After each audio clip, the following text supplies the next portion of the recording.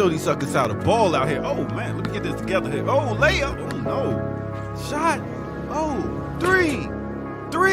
Oh, it's like Brick City out here. Mid-range. Oh, my goodness. I can't buy a bucket out here. I missed the whole damn basket. Oh, my goodness. What's going on, man? My game is looking trash. Oh, here we go. Black Power Media shirt. Now we cooking. Tree. I'm taking on three of y'all with these right here. Between the legs. Oh, my goodness. Behind the back. Layup. Oh, and did he just do a reverse? He is in beast mode out here. I ain't got to look. It's falling. Oh, my goodness. This guy is going 3, 2, 1. Kobe. Nice. Black Power Media, baby. Nice. Empower yourself. Go get you some of that Black Power Media again. Right here, blackpowermedia.org. Yeah. You are here on I Mix What I Like. You may check us out on imixwhatilike.org, where you can see all these other shows and what my daddy likes and other cool things. I mix what I like.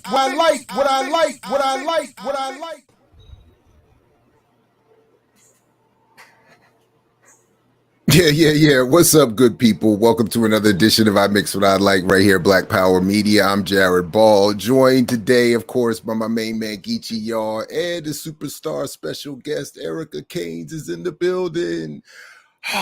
That's where I want my sound effects. Monroe. Oh, the cheering crowd goes wild. What's up, good people? What's up to the remixers? Greetings, everybody. How you all feeling this morning? Yeah, it's been a long week for BAP, but I'm good. I'm doing well. I've been traveling a lot and being holed up in airports, especially trying to get to Baltimore. We didn't have a pilot, so I was trying to figure. The pilot wasn't there, and then when he got there, the co-pilot wasn't there. So it was a little rough time in Baltimore. In Charlotte. But I suggest that you drop the air doctor from the commercial and just keep the daughters. This is jump shot week. Not only when he got his outfit together. He didn't get any better. He looked like Steph Curry after that. So. Well, it's been too long. I can't talk. So I'll leave that to you all to assess. But I like the commercial. I like what he did there. I won't assess the game, but I like the commercial. Oh man, the folks said Nook says they can't really hear either one of you. I don't know if anything could be done about that on my end. But just greetings, everybody that's out here. A setting can work. It'll work. It just sounds like you're not on a mic. Oh, that's messed up, Swizzy. That's messed up. He's not here to defend himself. Anyway, so we got a lot to get to today. We, as I was saying to the good folks off air, we'll start this morning with the more serious business of what Erica has to share regarding HBCUs and the work that she and Hood Communist and BAP have been doing on this issue that I think is exceedingly well done and of great value. And then we'll get to the silliness of Investfest later on. And Erica, you're more than welcome to stay, but I didn't want to sully your reputation and your activism with so I want to give you all the room to do your serious work, and then we'll get to that later because as long as Zion allows. Okay, right on. All right, so how would you like us to get started? I do have your links ready. Yeah. But let me turn it over to you to get us started. Yeah, I can start. I have some notes and stuff. Yeah, so I know all week people have been talking about what John Bolton had said about him knowing what a coup is. It's not a coup. I've been saying that since last year as well, for obvious reasons, right? We know that the U.S. engages in this type of activity all the time. So there's certain things that you look for to note that this is a coup or this is a color revolution, etc. So when I was watching your show on HBCUs, and you and I have talked a lot about HBCUs, I think a whole lot, because a lot of what you're trying to do, I think We're Not a Different World sort of crosses over with I've been sort of investigating a lot since HU Resist, really. I've been taking a particular interest in Kwame Ture having said that HBCUs, well, Howard specifically, there's two types. There's the Howard that he represents, and then, and that's a clear distinction that you can see in all HBCUs. But it was something that you noted, and I forget the man's name specifically, but in the conversation you were having with Geechee about that interview, you talked about the man who was, he had a top position in the USAID, and he's trying to bring those programs. And that alerted me, primarily because I don't think people really understand the role of the USAID and NED specifically, but institutions like National Endowment for Democracy and United States Agency of International Development, which is the USAID, they instigate student and youth into taking stances against left-wing governments and potential color revolutions. So I recently wrote about that. I don't know if you want to share that piece. Sure. For the Monroe Doctrine piece. Yep. I got it right here. Because we talk about, I think when people talk about imperialism a lot, we talk about like the military aspects of it, the hard power, like Southcom, but folks don't really understand the core group or OAS, NED, or USAID as that soft power. So the USAID is a private international development agency that funds the National Endowment of Democracy. So it's used to advance U.S. national security and economic prosperity, and it provides leadership training. So that's one of the things that made me alert, like when you talked about that man specifically. And then the National Endowment for Democracy is a nonprofit foundation. So it's dedicated to the growth and strengthening of democratic institutions. But we can recognize their work, some examples in the 2014 Maidan protests in Ukraine, the 2019 Hong Kong uprising, and then recently in the 2021 Cuban protests. So it began under the Reagan administration. It was the solution to the negative publicity of the Church Committee, or what's called the United States Senate Select Committee. Ooh, the Church Committee, boy. Yeah. It was the committee to study government operations with respect to intelligence activities. So all these agencies were under investigation for abuses, from the CIA to the FBI to the IRS. So as a cover-up, NED was introduced.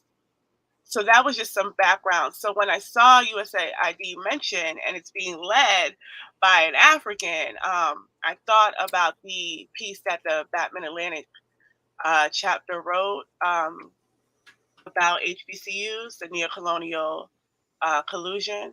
I don't know if you want to pull that piece up too. Yeah, and I just wanted to. So I'm trying to remember the name. So I know we were talking about the Council for Foreign Relations discussion of HBCUs, and it was President Allen, right, from Dell State. And I can't remember, but there was someone. I think I might be confusing myself, but I think there was someone else. It is who runs USAID. Samantha Powers. Right, but there was right, of course, right, but there was somebody else. Anyway, it doesn't matter. It doesn't matter. Let me just pull this up. This is the one you're talking about here, right? The HBCUs in the state, yeah. So this was written at the time of the Blackburn takeover at Howard, but what we wanted to do was not specifically center Howard, but make those connections about, again, the neocolonial collusion of HBCUs in the state. So in the piece, we talk about the sort of colonial aspects of the housing that's going on, not just at Howard, but how it connects to actual military housing, just like at Fort Meade. I live right up the street from Fort Meade. So discovering that was, very intriguing for me. So we have all these little interconnections in this state, but also we talk about the ways that there are actual developments happening within these institutions. Like Lincoln University has a police academy. The CIA is freely on A&T, North Carolina A&T's campus. You talk about often the Raytheon Lockheed Martin connection, but Raytheon Lockheed Martin actually even connects to public schools in this state, because that's how big, and Northrop Grumman, that's how big they are as they provide jobs. So so that's how central they are in this state. But in the piece, we specifically name that on September 15th, 16th. I think Erica froze up there for a second. Hold on, Erica. I think you're okay. There you go. Go. Let's try again. Pick up where you were. I think, was it me? I think you on my end. You. Oh, it was just me. Oh, my bad. My apologies. My apologies. Get Sorry. your internet up, bro. I know. I'm saying. I apologize. Please keep going then. Yeah, Please. so in the piece we name on September 15th and 16th of last year, the United States Agency for International Development, USAID, they virtually hosted an HBCU International Development Conference intended as part of its, I have a fly in my room, excuse me, it's trying to drive me nuts, as part of its commitment to building a diverse, inclusive, and equitable workforce. So you can see those terms. So the conference featured a panel discussion titled Centering Racial Equity in International Development, with Administrator Samantha Power, Congresswoman Barbara Lee, and others. So the conference also included a chance to highlight USAID employees working across different boroughs in DC and the missions around the world. So one of the things that when we were at the Summit of Americas, when we held our counteractions against it, and we had a panel, Shamima Pierre, who is the co-coordinator of the Haiti Americas Committee, she named something that I thought was very important. We recognize now on the left and as organizers, there's a more growing recognition of the roles that nonprofits play, but there's a disconnect between nonprofits and understanding what they do and understanding what NGOs do globally. So USAID and NED as NGOs and official aid agencies, they're imperialist vehicles. So the humanitarian aid provided through USAID, it serves as an ideological prop for aggressive Western imperialism made evident in its roles, like I named, in Hong Kong, in Ukraine, and that's just recent. Those are like recent color revolutions, but we can name a plethora of them. And as John Bolton recognized, national TV, they do engage in these sort of activities. So he knows what a coup is and what it's not. Has there been an actual aftermath to that? By the way, no. I haven't been paying attention to the aftermath. To is people deny that John Bolton doesn't know what he's talking about. It's a slew of people who, and all the years that they have backed this man. I remember the significant praise he got for leaving the administration, but now he's some imbecile who's just saying things. So yeah, right. So that's man. Anyway, sorry. Yeah, go ahead. Yeah. Well, yeah. So I say all that to say, currently, there is the America Competes Act was passed in February of this year. Well, January, February of this year, I believe February. And what that act is just an aggressive funding to antagonize China, basically. And in the act, they name specifically. Let me see if I can pull it up. If I can read it from here. Yes.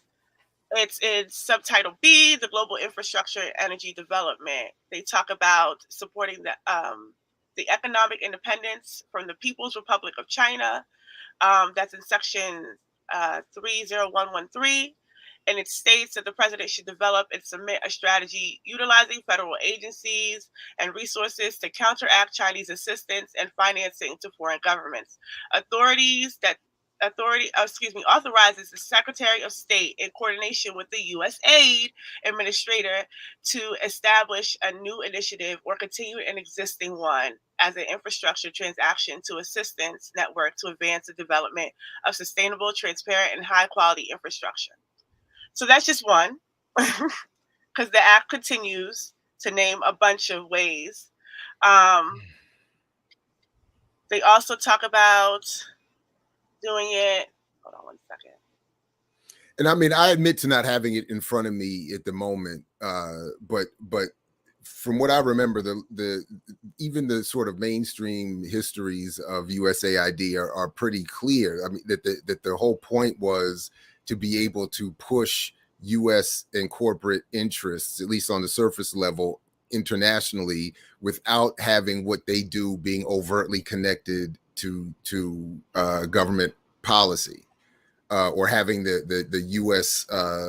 Sort of flag wrapped around what it is that they're doing so overtly. Right. So, I mean, never mind all the other, the histories of their, front as the CIA, working as the CIA front and all that other kind of stuff. Just the overt standard histories are pretty, I mean, I don't know. Like the founder of, I think Ned, I think he's quoted like an infamous quote in 1991 where he goes, years ago, we could have gotten, we were doing this undercover and now we're like we could do it more blatantly. So yeah, I got to find that quote though, but he is quoted saying that. And Part 4 of the Act, in Section 30724, for Support Young African Leaders Initiative. It authorizes the Young African Leaders Initiative to be carried out by the Secretary of State in coordination with USAID to provide fellows from Africa education and training and leadership and professional development. Well, that's comforting, right? Yeah, they have a section for Latin America, but there's countless connections with what they're trying to establish with the USAID. So when I hear USAID and Africa, taking leadership in HBCUs, the question then becomes, how involved are HBCUs in color revolutions? And how informed are students about, one, what a color revolution is, the USAID, the role, because I think that they present themselves as benevolent human rights actors. Because I know most students that go to HBCUs don't even know what the connection to the state primarily. Like when we were invited to speak with your students, they had no idea that, one, there's a whole new police facility on the campus. Yeah, and two, that I didn't know either. Yeah, that 1033 even existed. So a lot of what we're trying to do with BAB is we understand HBCUs as a site of struggle. What Rafiki always tells me, and I think is sort of alluded to in the piece, is that students have already gotten an ROTC off of campuses before. They've already been removed off of Howard. So the fact that they're back, I'm just reminded that Daruba talks a lot about the ways that we're fighting battles we have already won. So I also think it's sort of a misdirection for the ways that folks are kind of antagonistic to academia. So my bad. You're saying my bad to interrupt, but you're because I know it's just on me, right? Because you appeared frozen to me. I didn't want to say anything because no, I didn't see it. I don't know if the audience saw it. Okay, so this is just, there's something going on with me. So I don't know. Yeah, no. So I just didn't want to. I didn't want to interrupt, but I didn't hear the very last part of what you said. I think it's just something is on my end. There's nothing showing that I have an internet connection issue, but for some reason. So I didn't want to interrupt. So that's good. But I did not hear the last part of what you just said there. Yeah, I was just speaking about like how, like what Daruba says, we're fighting battles we've already won.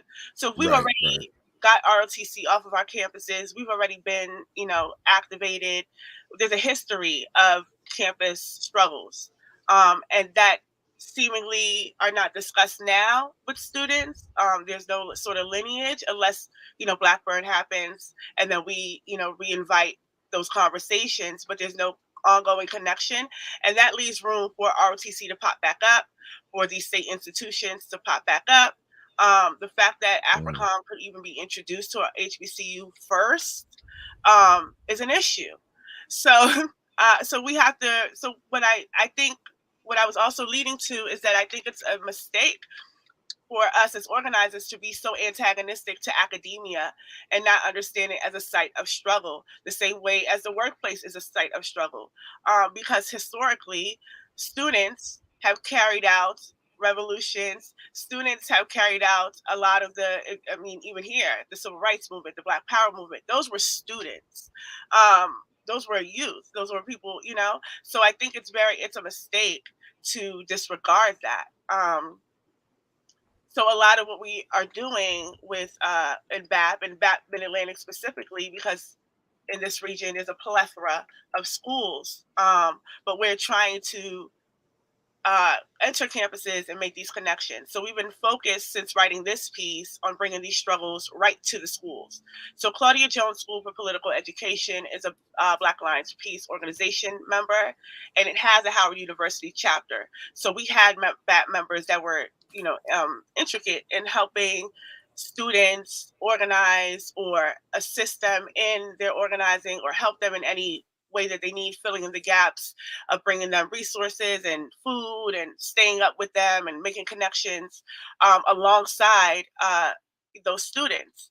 And then we had a panel discussion also that I believe was showcased on Black Power Media with Jackie that had those kids, Jackie and Sean, that had the students from there and the students from University of Maryland. They have a dope NAACP chapter, which is another reason why I think that we should actually engage organizations before we make a sort of passing judgment, because NAACP as a whole is a mess, but those students are clear.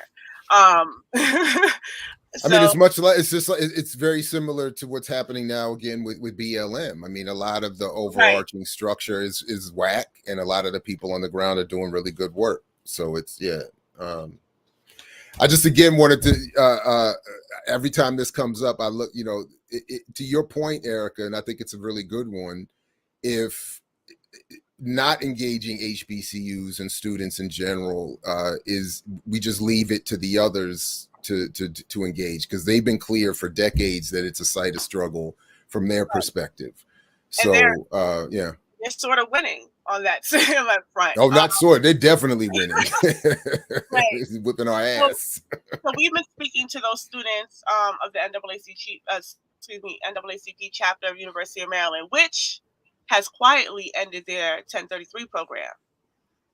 Word. They did that during the 2020 uprising without any fanfare, they just quietly ended it.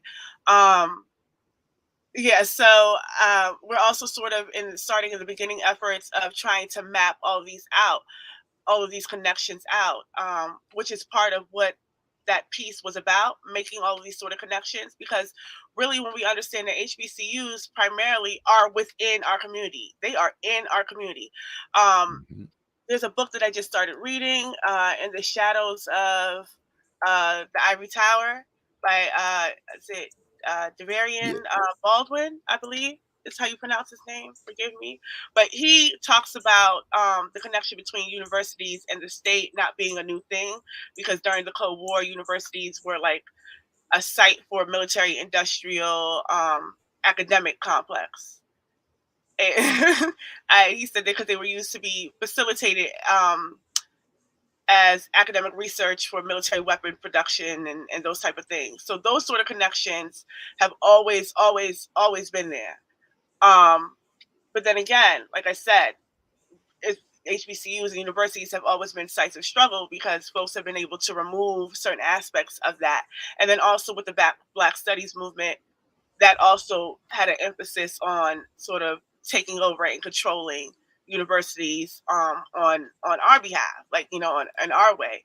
Of the I think the Black Campus Movement is a really good book about that too. I read that with Dr. Charity Clay's Say Word book club. Yeah, so that's a really good book that talks about student movements and the trajectory of it. It also kind of why I don't like Bayard Rusted, but you know, that's another story. It's another for another day. But yeah, but understanding these places as sites of struggle is very, very important because of these insidious ways that they're seeping in and these connections being made. The universities are taking over communities. Like, people talk about how much money that the HBCUs in the state has gotten as a result of being underpaid. But what has Morgan done with that money but expanded into the community that already exists there? So what's going to happen in East Baltimore, you know? And that's not to say that they're following.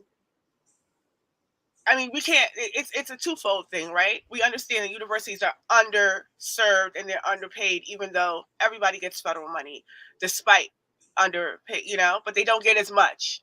But they are getting federal money in other ways and other avenues as well. We see the housing contracts, for example. But with that lawsuit, I think it should be understood that these universities don't exist in and of itself on its own. A lot of these universities, especially if we look at Hopkins is Baltimore City at this point. It has expanded to so much of Baltimore. And this is the sort of model that Howard is running, that Morgan is looking at, that Towson is looking at, that Coppin now, that side of West Baltimore is looking a little different. And with that comes more policing. And Coppin State and Morgan State already have a 1033 program.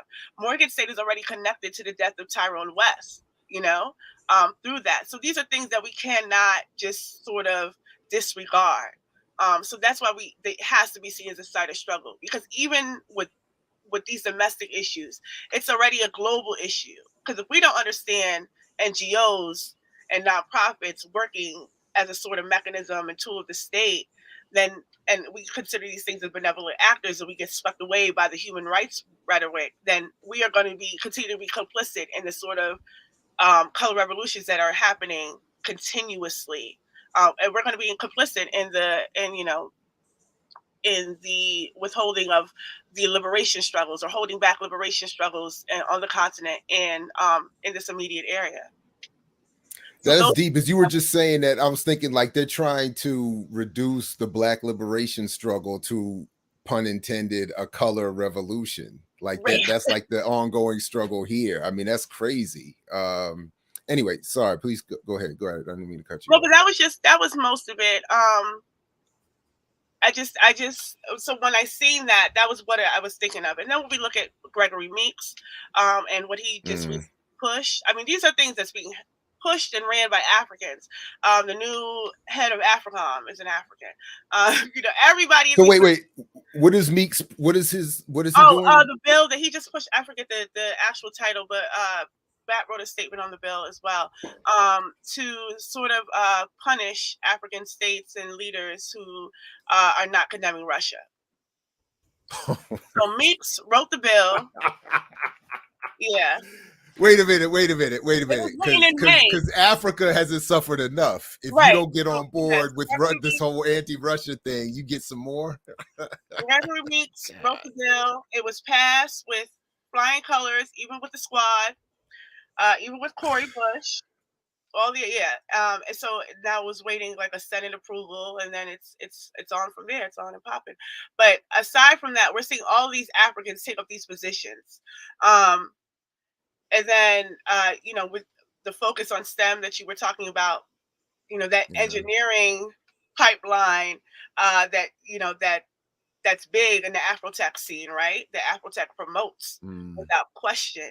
Like, we're not questioning any of these things. And then the big to do about HBCUs is the culture. That's how they get people to come in. That's how they get people to sort of disregard, dismiss what they are seeing, because it's sort of a protection of that culture. It's a protection of our space. But I don't think our space has ever been our space. Only except for the times that we have struggled. But we're losing that struggle. And I think that is very important, that if we want to continue to uphold HBCUs in that way, then we need to struggle around these issues about HBCUs, because all my nieces and nephews go to HBCUs at this point. They go to A&T, they go to Howard, they go to Morgan, they go to Spelman. So they all are very much into that culture of it. They had every step show, they had every homecoming. Like, they're very much into the culture of HBCUs. I thank God they're doing good academically, because their children is partying. I'm gonna tell you that. But they're very much into it. But I also see that sort of liberalization of it, where there's certain concepts that are taking hold, where they are interested in organizing activism, but it's also diluted by that sort of, Twitter-esque sort of framing of what organizing and all those things should look like. So the language and the rhetoric that they're using, you could see it's being cultivated in those spaces where it's not really a pushback sort of language. It's a, how do we get included? How do we get the seat at the table? Right. How do we get represented type of thing? It's not like, how do we get liberated from all of this? So those are things that I'm trying to like wheel them back in, but I'm also like the crazy Angela Davis of the family. So folks only, they give me about this much time to do my spiel, and they're like, all right, wrap that Believe up. me, I know how it goes. I get my 90-second Thanksgiving Day speech. I get my, you know what I mean? I get my little cornered off, like, let him do it. Go ahead. And then all of the messaging, broadly speaking, is difficult to counter. Specific to HBCUs, it's definitely difficult. Go ahead, Geechee, my bad.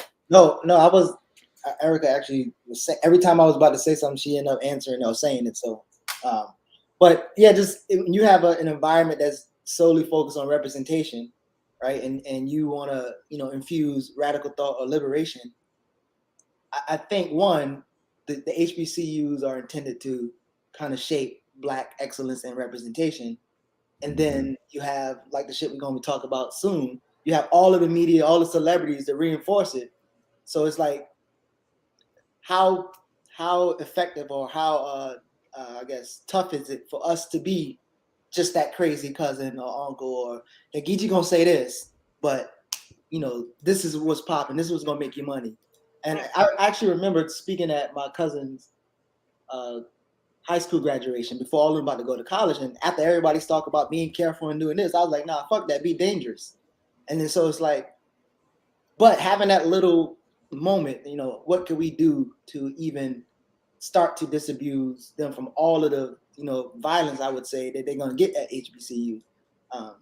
So that's what I'm curious about, especially coming from a professor at HBCU, and then obviously an organizer who's trying to pull some of those HBCU folks left a little bit. So I'm curious how for you two, how that engagement has been going, and how it can possibly feel overwhelming, because like, you're up against a major propagandist.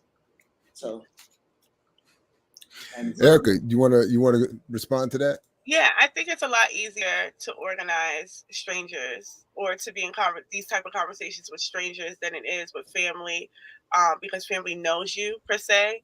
So a lot of this, they don't see the trajectory or the studying or the, they don't see the path. They just see like one day, oh, she got super righteous, didn't she? Like, It's also easier to get mad at strangers, right? Like when that argument gets to a certain pitch. Like with some family members, you got to reel it back and let it go. Like oh yeah, recently, I just got to let certain things go because of you got elder relationships, you got hierarchies.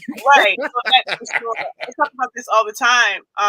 Like one of my aunts, first of all, she baited me in the Russia conversation because I know better, but she baited me into it. I took the bait, and then she said, "It's people like you who shouldn't live here." Mind you, all my family is Trinidadian. We're all Trinnies, so like that's the intensity. But then we're at the family day, and she's making my plate, like, so it's like it's like so that it's that type of interaction where it's like we could be super intense and mad, and then it's like, well, what are you gonna do? It's your aunt, she's making you food. That's what I'm saying. But I think it also has helped me. It's prepped me for like a patience almost, because I know that I definitely can't interact. Like if I want to reach them, I can't interact like that. So the last visit that I had, we did end up, I avoided Russia for sure, but we did end up speaking about things that I don't think we would have spoken about. And then she watched, my son was in a play about Sekou Touré. So we watched it all together as a family, and she's never heard of Burkina Faso, and she's never heard of Eritrea. So I got to talk about BAP's work, things like that. So there's ways to engage that I've learned to maneuver and figure out. Like I can't engage everyone the same way, basically. But then also with the kids, I think for me, it's a difference with the kids because they're genuinely interested in this, but then there's also that they're propagandized like completely. There's a social media aspect to it as well. So for these children, their first instinct is to be the spokesperson for, to be the word, to be the voice of, and not really to listen and sit and learn, because they're so anxious to be activated. So for me, that I know my niece goes to Howard, I'm always telling her, there's a chapter, Claudia Jones has a chapter there if you want to check them out. My niece that goes to A&T, I'm like, there's a BAT chapter out there if you want to check them out, or they're doing this out here if you want to go, So I always try to send them a flyer or send them an article. I send them BPM, and if they want to talk to me about these things, then I'm always here. But I don't like rah-rah on the kids, especially since they are like, they're coming into it on their own. Now, if they say some nonsense, like if it gets too liberal, then, when they start on that Obama tip, then I got to bring the kids back. Sometimes all I say is I just leave it out there. Like, I just want to put it on the record. I disagree. And then I just leave it at that. I'm just like, just for the record, I didn't rock with that dude or that person or whatever. And then just leave it at that. Because, and I just, just feel the vibe. Yeah, I was shutting the whole Kamala Harris thing down. One of my neighbors in Reservoir, like they were doing too much with the black women and seeing themselves. I was shutting that down every chance I got, because that I think was more intense than the Obama thing. Like the Kamala Harris deep. University women, like students, that was a very stronghold, especially if they went to Howard. Like that was it wasn't even like the AKA only. It was black women in universities, in HBCUs primarily. The same thing with Stacey Abrams. Same thing with Keisha. Like that's deep. Yeah. That'd be an interesting. It's probably been done. I just haven't seen it. I would like to see like an actual analysis comparing the two, the impact of the propaganda, the sisters in versus Obama. As the women you described, the impact of all of that, because that was I think you make a good point. That was they were enthralled, but I think it was one of those things too that it was also being narrated that these women came from HBCU, so you too, so that was the big draw, because that was a narration. I remember that they had a picture, I think, of Stacey, Kamala, and Keisha. And it was like one went to Howard, one went to Spelman, one went to and then one was AKA, and there was two deltas, and they were like all on the steps. So that was like the emphasis in it, and that was also the draw for HBCUs, and that was all around the time I think Beyonce released her thing. So so it's being marketed to us in a specific way. It's being narrated to students in a very specific way. But all these people are like state actors. The universities are site for state activity, and I think the online space is so antagonistic to academia that they don't even consider that these people can be reached, because especially in Baltimore, a lot of the students that go to Coppin and Morgan are from Baltimore. A lot of those students are from Baltimore, so the idea that people who go to universities or go to schools are of a specific class is nonsense. Like everybody that's going to school is not petty bourgeois. I for sure Oh wasn't. no. Yeah, I for sure Oh wasn't. hell no. And that's why I couldn't stay, because I couldn't afford it, you know. So everybody. No, that's a very important point you make there. I don't know everybody's pocketbooks and their families, but I can't imagine anything under at minimum it has to be 90% of my students have come from, at best, what would be called the working class. And I mean, that's, you know what I mean? And in fact, it is a goal because of the shifting environment and landscape. It is a goal. It's been an expressed goal of the university to what was the phrase that he kept using? Expand the pond we fish in, or something like that. Like, we have to, in other words, we can't compete for the students that are now going to go to College Park and go to Towson and go to wherever else. We have to fish in a pond that is going to produce students that Morgan can get, that HBCUs can get. And that often means, quote, from that perspective, targeting the so-called lower and under classes and working class populations. A lot of first generation college students and all that kind of, you know, that kind of language that they use. And then they come to faculty meetings and tell us to do more in addition to what we're doing to address the needs of the students that we're getting.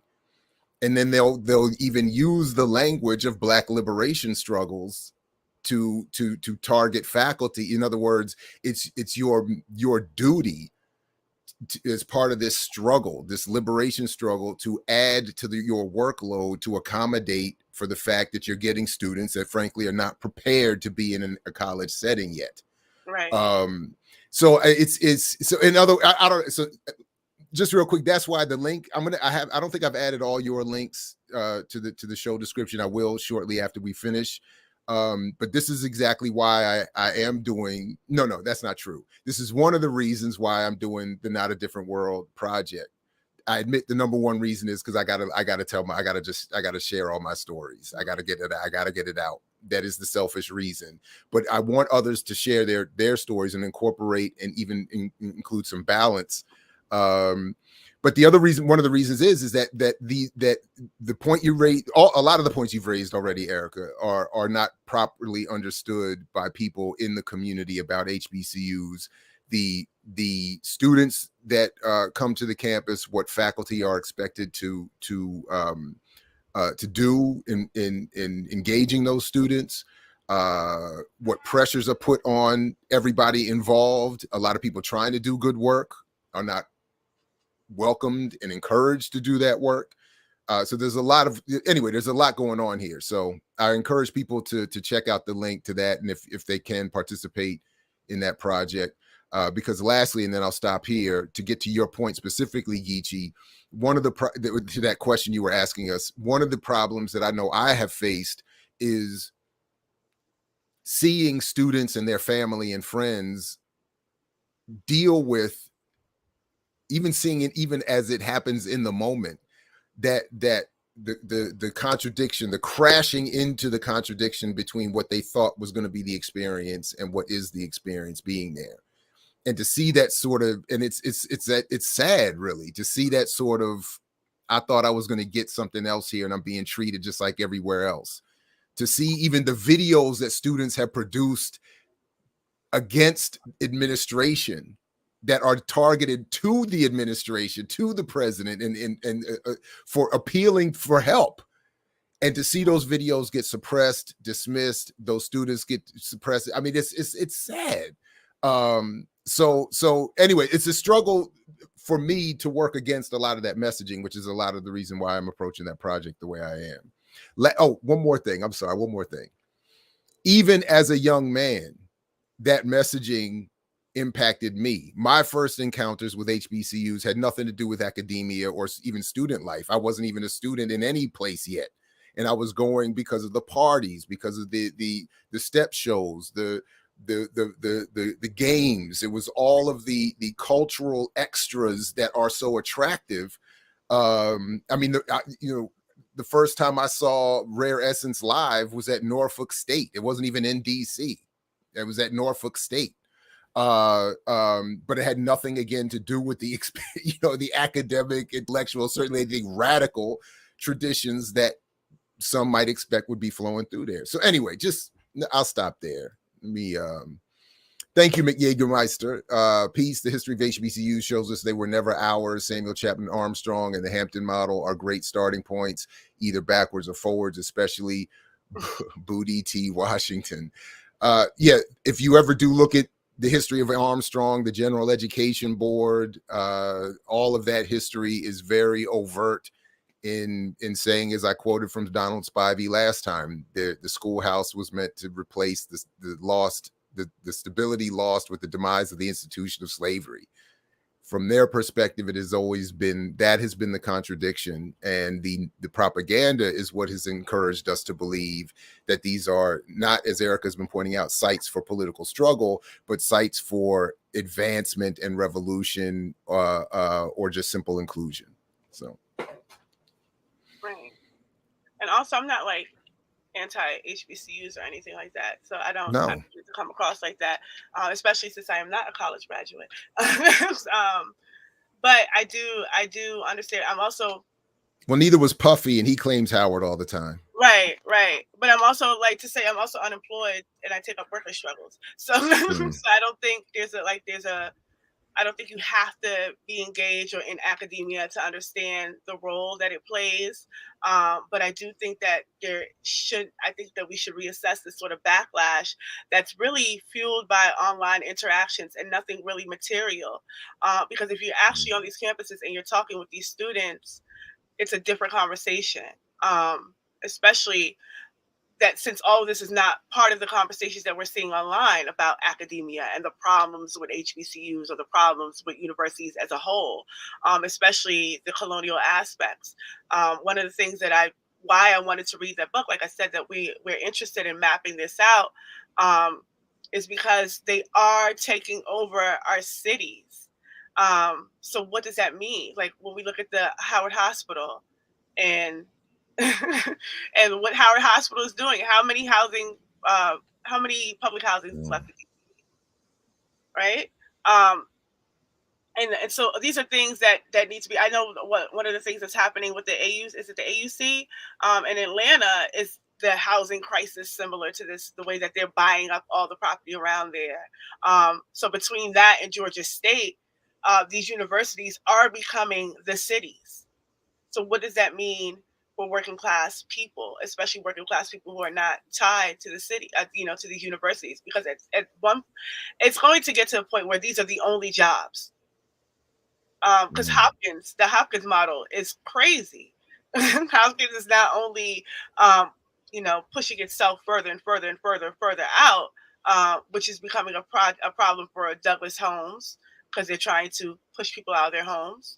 And then that invites, Hopkins with their own security force because they want these cities. But also, when I talk about the university model, a lot of what that book mentions is that cities themselves are becoming the university model. Like when we talk about gentrification and we're like, oh, we know there's a coffee shop coming. We know there's white people coming soon, or this and that.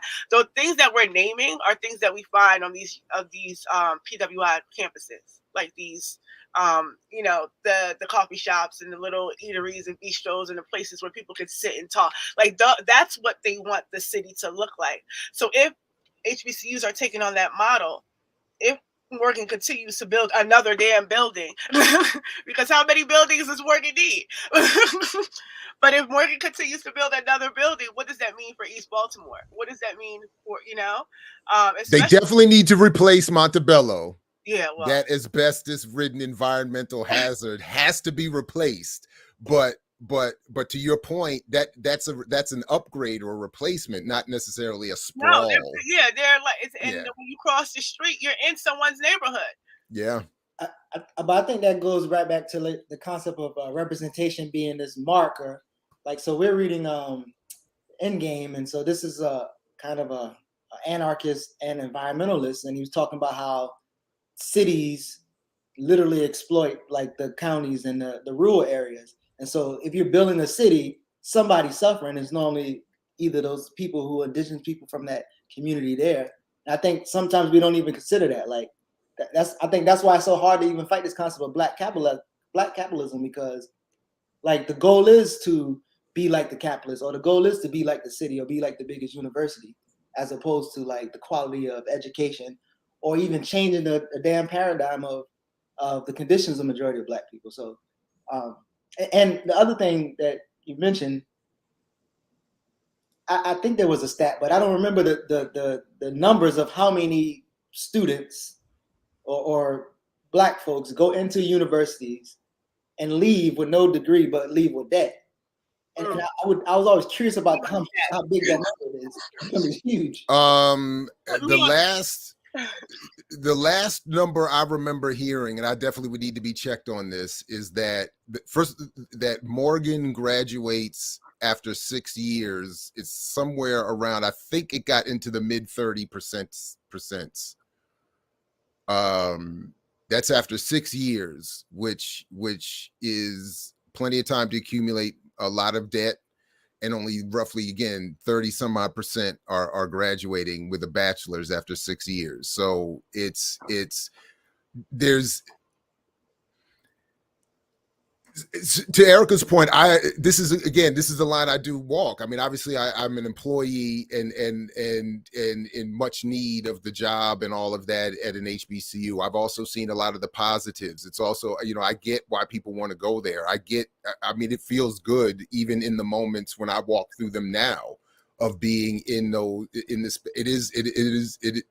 being in the cultural events and all that kind of stuff, or even just being in spaces where you don't have to work with white people. You don't have to work immediately with, I mean, I get all of the reasons why black people love being in these places, but there is, institutionally, there is a disincentive to do a lot of the things that black people expect or think is going to happen, either politically, economically, for the society, all of these things. And so again, to Erica's point, I think we do need to have these be sites of struggle, and people in the community do need to recognize the HBCU as a potential positive, but again, a site of struggle. And those who engage it as faculty, as students, and others, and parents, etc., I think need to be a little more clear about what it is that is going on and what they should expect, and so on. In many cases, they are, by the way. And in fact, a lot of the students are just focused, that is, on getting through, getting their degree, getting their job, getting paid, all of the things that come with the fantasies of a degree and so on. But again, there is an incentive here to not necessarily be focused on the quality of the education, on the success of the education, that is, getting a degree, or as KRS-One famously said, your receipt.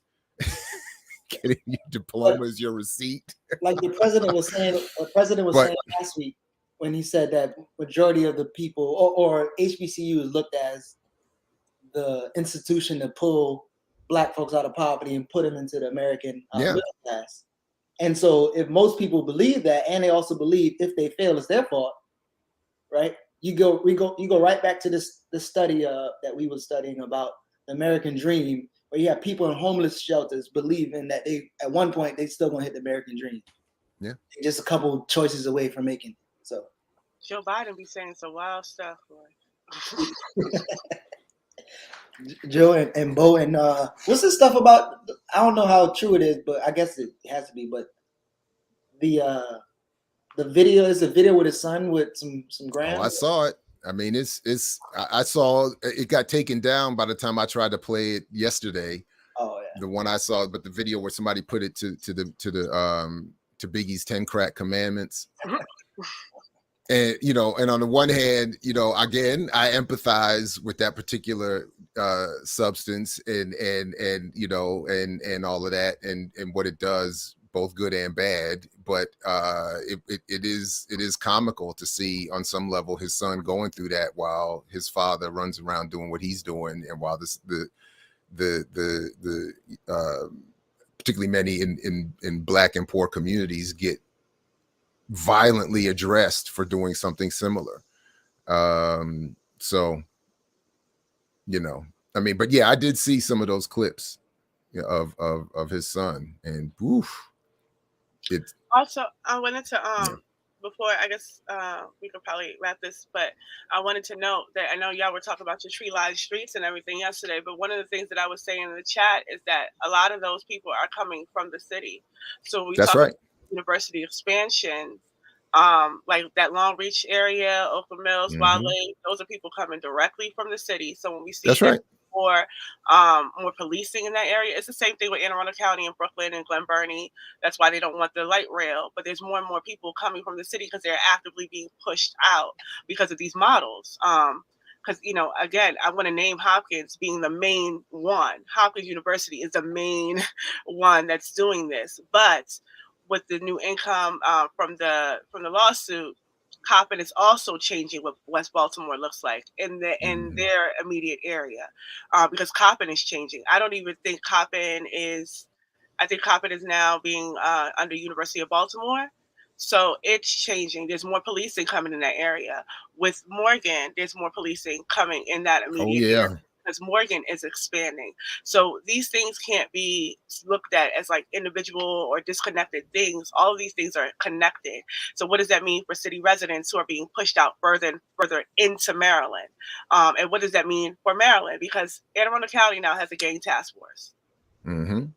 Why does Anne Arundel County need a gang task force? Well, you know that they're targeting as one community in Annapolis specifically, which is all the Black people, because that's where the housing area is, targeting Glen Burnie for sure and Brooklyn. They're not messing with Crofton. They're not messing with Gambrels. They're not messing, that's a Severn, Fort Meade High School. They talk about how many arrests happens in Fort Meade High School, and that is a high school that's on, that's on a military base, the same military base whose housing is connected to the housing at Howard. So all of these things cannot be disconnected.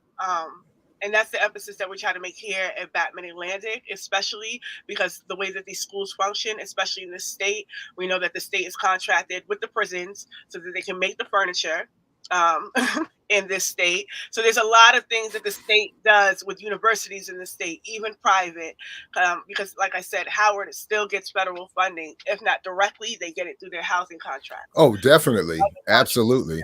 So these are the connections that we're trying to make, and the emphasis on universities, especially HBCUs, being a site of struggle, and why we should not be antagonistic to academia. And then also, I've seen that it was mentioned in the chat, but then yes, when I talk about that, more or less sooner or later, these are going to be the only sources of jobs. Because of the way that they're expanding, then we also have to focus on universities, because that's a labor movement issue right there too.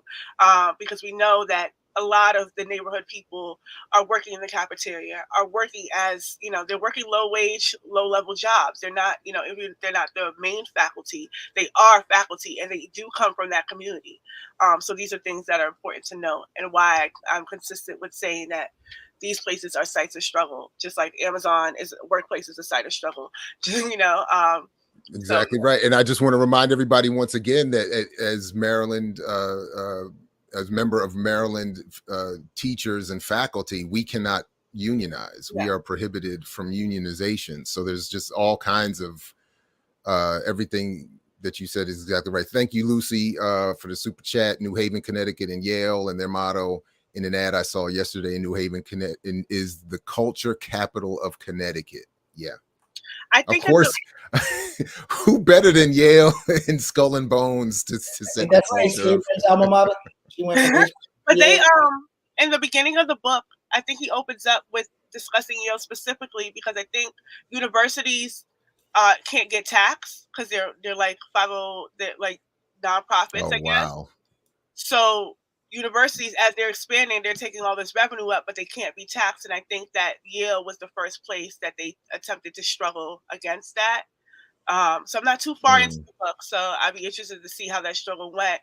But that is interesting that they bring up Yale. I know when I posted the book, people were naming all kinds of cities, Temple and Philly, So so this is not just a one-off sort of thing, and this is why we need to be more, I guess, cognitive and aware that these things are happening daily, especially as we uptick the conversation about nonprofits and we uptick the conversation about gentrification, but not connecting it to the role that HBCUs plays in any of it, especially as we talk about anti-imperialism and those other connections, because the HBCUs and universities are tools of the state. That's exactly right. And welcome to Janiro as a new member. I don't know exactly when this happened, but welcome.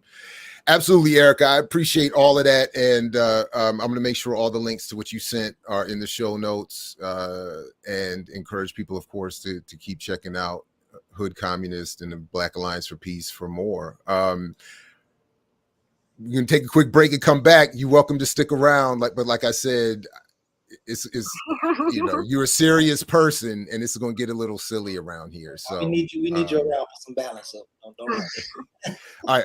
Anyway, just a very quick break, and we'll come right back and get into some of this InvestMESS here at I Mix What I Like. I mix what I like, what I like, what I like, what I like, what I like.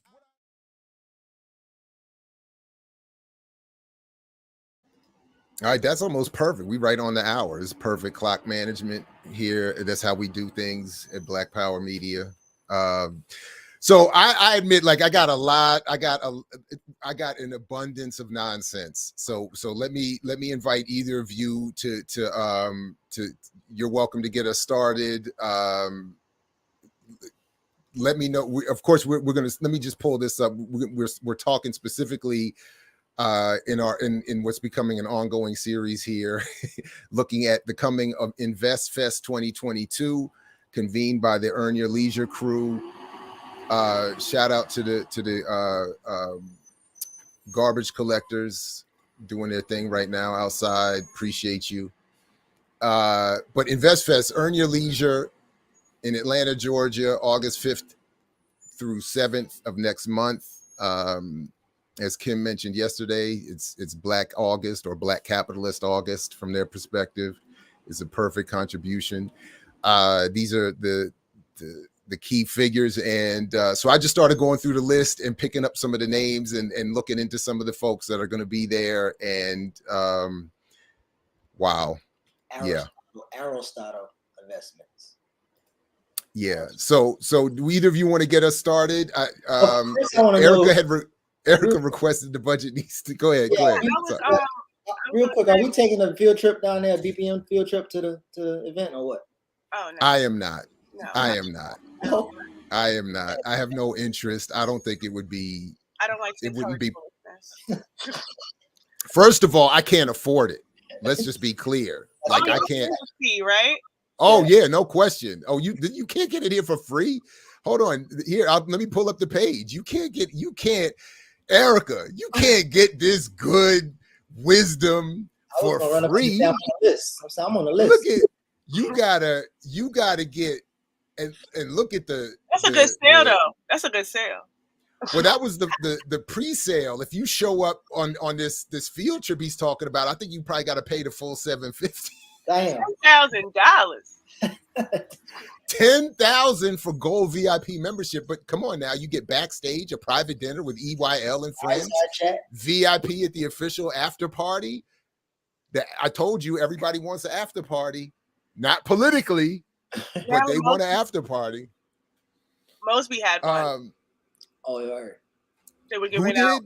Mosby. They had a flyer, like a club flyer that you can get in if you showed that you voted. I'm all caught up. Oh, we watched local Baltimore TV all afternoon yesterday. I'm all caught up on all the commercials, on all the campaigns. The Ivan Bates one is a lot. Yeah, it is. It's a lot. It is. He's a superhero, Erica. Yeah, she wants to smoke. It's clear. Did Moby have her after party at Melba's or no? Where was it at? Oh, I didn't even. I don't encourage foolishness. I mean, she ain't real if she ain't had that Melba's. Lord. But I mean, because look, this is the high. Look, you can't get access to Steve Harvey for free now, and Rick Ross and Charlemagne the God. Like you can't. And Dan Cathy, head of Chick-fil-A. Come on, hip-hop preacher Eric Thomas. Is that the only white man? No. There's another one, Josh Brown. And I can't remember who Josh Brown is, but we haven't gotten to him yet. but he's there now. But one of the points, and here's this other one, Caleb Silver. I haven't gotten to him yet either. But one of the points that I did want to make today is, just looking at my notes here, is that there, regardless of how many white people are in attendance, the fronting for white corporations is tremendous. So I do have a little bit of that we'll see in some of that just comes up in the routine looking at some of the folks here. But so for instance, if you're cool, I mean, I'll start with this Erica's requested the budgetnista. Yeah, I was enthralled by the name. So we know stressing about money is something a lot of us have in common. This is one clip I found affected by this current pandemic with my girl Amanda Seals. That's Everybody, that's your girl. That's my girl. Go check out the interview we did when she came through Morgan State a few years ago before she hit this next tier of celebrity, of course. But you know, to help make sure you come out of this sitting pretty and I actually don't know who all Let's of these see where we women can are, tweak but the budget. Rapid. Here our finances out is our girl Tiffany, the budgetista. Alice, welcome back to the Right there on half a lane right there. Hi, Tiffany. Hi, how are you? In all our lives. Yes. Hi. So, Tiffany, this is a time when a lot of people are trying to do all types of division, multiplication, calculus to make sure they're able to pay the bills and at least put food on the table. So, when it comes to finances, what's one of the first things our real fam should do in this stressful time? Join organizations. So what I say first things first is to create your noodle budget. Mm-hmm. So sometimes you got to drop down and get your noodle on, girl, right? So your noodle budget is your essential baseline budget. Like, what are just the essential expenses? So I want you to think to yourself 2 questions. Do I need this expense to be healthy? Do I need this expense to be safe? And if you do, then it belongs on your noodle budget. But I want you to first also calculate what your normal budget is, so you know the difference. So your normal budget includes your rent, your mortgage, utilities. So just real quick, I'm going to let this go ahead. So you don't need your rent to be safe and healthy. Like, why is your rent separate from the noodle budget? You know what? I hadn't even got to that level of question yet. You're right. I'm gonna let it. I don't know. I'm gonna let it play a couple minutes because there's a particular point where anyway, there's a particular point I'm going to let it play to, but essentially you're going to get all the level of analysis that she stays at. We're going to see pretty quickly, and Erica I think has already picked out probably the most essential part of it, but yeah. Anyway, but also maybe going out, grooming, entertainment, and maybe let's just say that's $3,000 a month. But your noodle budget would be similar, but without the bells and whistles. It would just be the rent, the utilities, no entertainment. So $3,000 a month.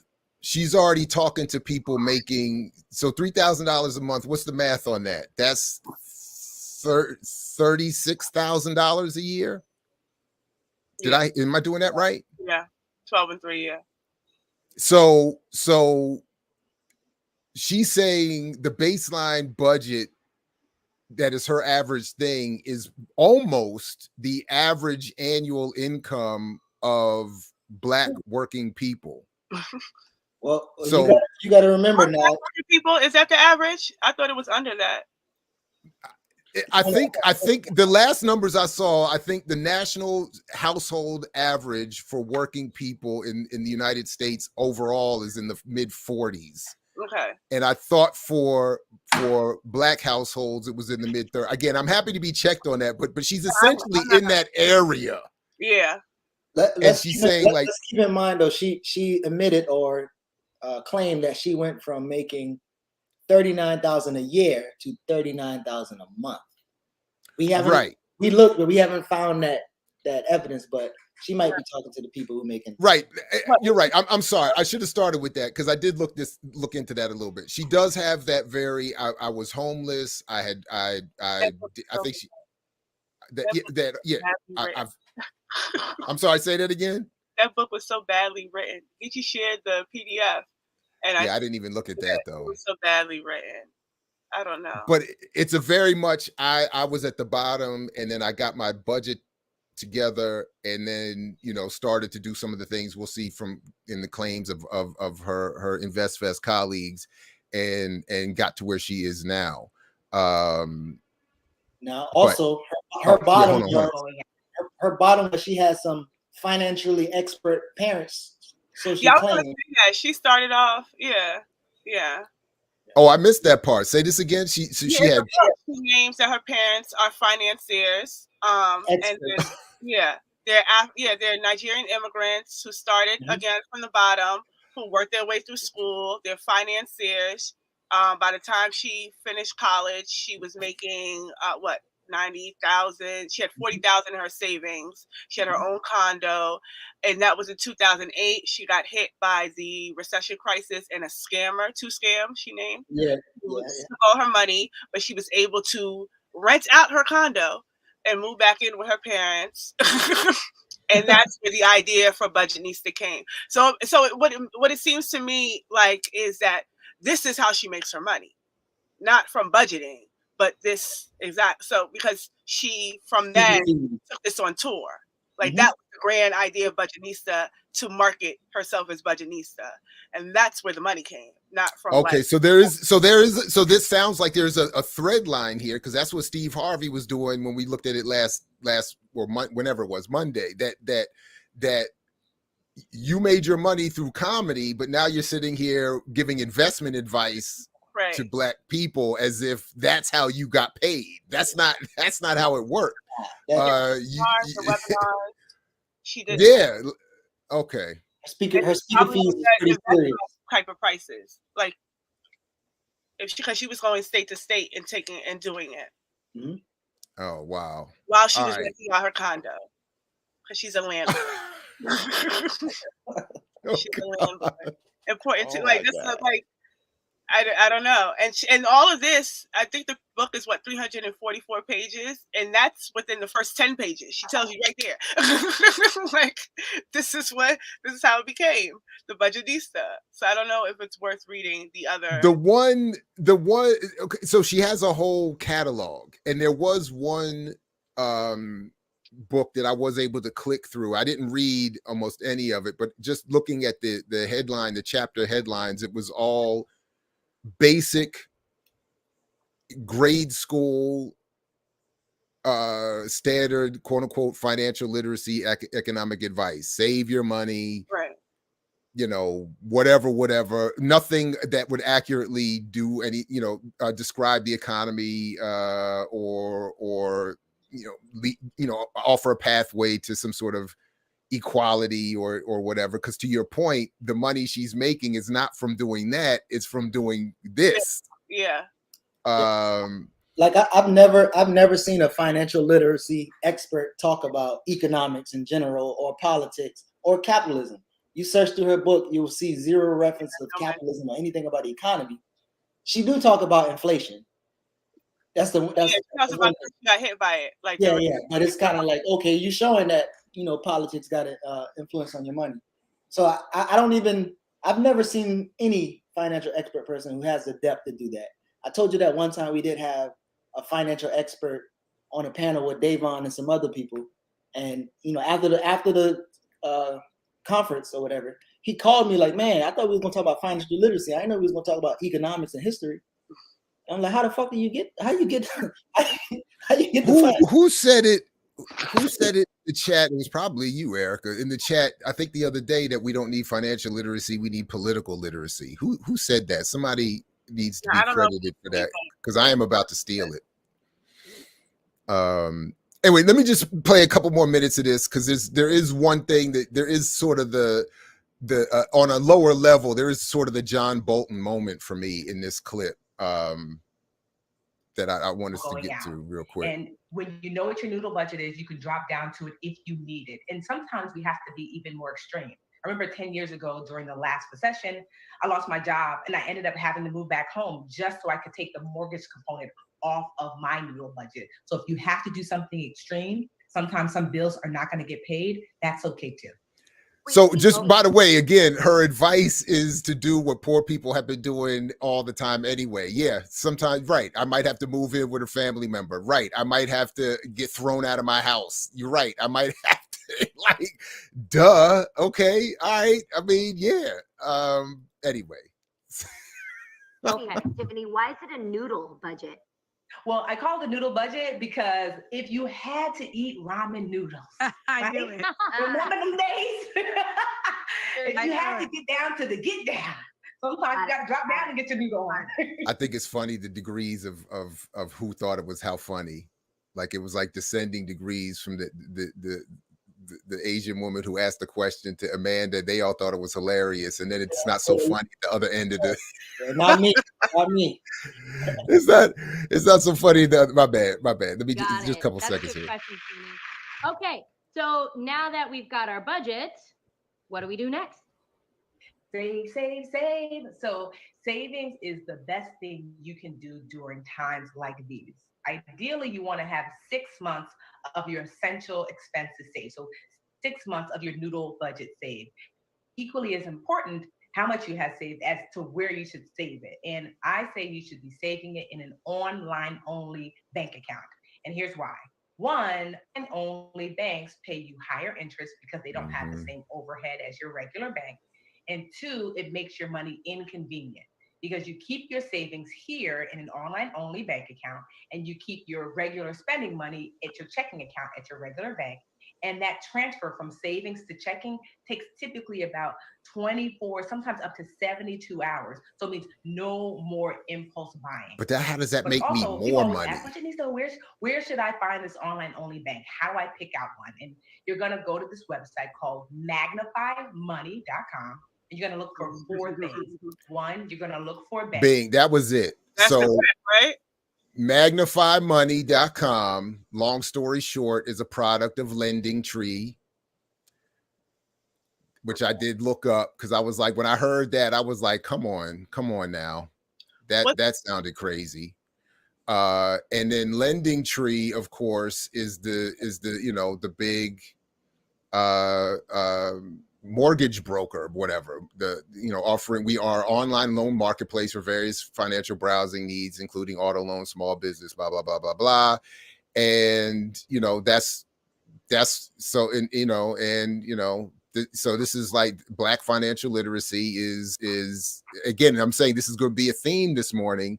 Black financial literacy and collective uplift is through fronting for white business products, white corporations, white advertising, and of course, ultimately white settler state colonial capitalism, and etc. So like it's anyway. I also did look up that outlet, by the way, because I think if I saw the headlines, the real daytime show, Amanda Seals left the show. I don't think she's there anymore. I think she's gone up a level. She's canceled anyway. Oh, was it canceled? Was the whole thing canceled? Yeah, this is their last season. Oh, okay. So, okay. Well, got a View or something. Isn't the View still on? No. Yeah. So, okay. So this was okay. I did. Well, then, okay. But it was another. I forgot exactly who owned it, but it's another. You might even know some other commercial outlet that has decided to shut it down. What? I think it's I'm sorry. I think it's on Fox, but I don't know who the production. Fox, yeah, it's probably Fox, yeah, something. Anyway, yeah, Fox Television, right there it is. Okay, so okay, well, anyway, but that was the lane. That's the lane the Budgetnista runs in. Go to Black commercial outlets to tell Black audiences to save. By the way, again, this whole save your money thing misunderstands the economy. If you save your money, then the people who work at the local places that you would spend that money at, they lose their jobs or they lose their revenue. The Black businesses we're supposed to support would lose their revenue, and the people that they employ, and so on and so on and so on. So the issue in a consumer economy shouldn't be to save. It should be we should all benefit from the consumption. But I don't want to. That's just, So anyway, at any point, let me know if you want to. Yeah, go ahead. Yeah, so the noodle thing is still weird to me because she keeps going back and forth about whether or not your rent and mortgage should be included in essentials. But then the thing with the online banking, I know, Geechee, that you had posted about, I think, Pinky. So is that a thing that's happening now where they're all sort of suggesting that we leave like actual physical banking and move in towards online banking? Because the LLC thing is connected to an online bank. I don't know if it's the same one, but the LLC thing that she gave to all those students in order to even, I don't know how use it, or they have to sign up with this bank. So that was one of the first things that hit me, is like another online banking thing. So I don't know if this is like something that's being encouraged more and more, or if this is like two offshoots of it. I would think that that's the move, especially where, you know, when people like Killer Mike, they'll call them the cultural leaders and stuff like that. They getting ahead of it with the bank. So I would think so. That's something that's being pushed, especially in HBCU that we kind of been talking about, for Black excellence or Black separation from the state. I would think so. Yeah, I'm not sure. I'm not entirely sure. I was thinking of it as paralleling with the crypto claim to get away from banks as much as possible. But from what she just said there, I mean, it's clear. I don't know if it's an online banking thing or there a particular partnership that they have as a spokesperson. That you know, if Lending Tree is or whatever that initial company was, that the subsidiary of Lending Tree that was telling her to go on here and promote them, or paying her to promote them. Yeah, I don't know if it's specific to that or if there is a broader push. I don't know. That's a good question. I think initially, I when I was reading some of the beginning, most of her concepts was saving money, like not going to lunch with your friends so that you can pay for a trip in Bali or something like that. So most of it was like not buying this type of stuff, but still buying something. And I didn't see a lot of concepts of building wealth in particular until I guess she interacted with the scammer guy. He said the way you build wealth is you spend other people's money. So which is what she's doing, which is so interesting to me, because I feel like the scam that she notes is pretty much sort of the trajectory, the lane that she's taking. Listen, it's not as overt. I mean, he really did steal her money. It's not as overt, but I think it's still the same sort of grift. Like, you know, give me money and I'll tell you how to make more, which is basically what was done to her. And I also, and then at the bottom of it is the solution is I've made my money by getting you to pay me to tell you this. Yeah, to tell you this story. And that's one of the things I was doing. I was willing to bet that the scammer, if you kind of draw what he said to her, you would probably like maybe 15 to 20 people on that list doing the same shit. Now her, I think I don't know. I think she's less scamish than the rest of those people.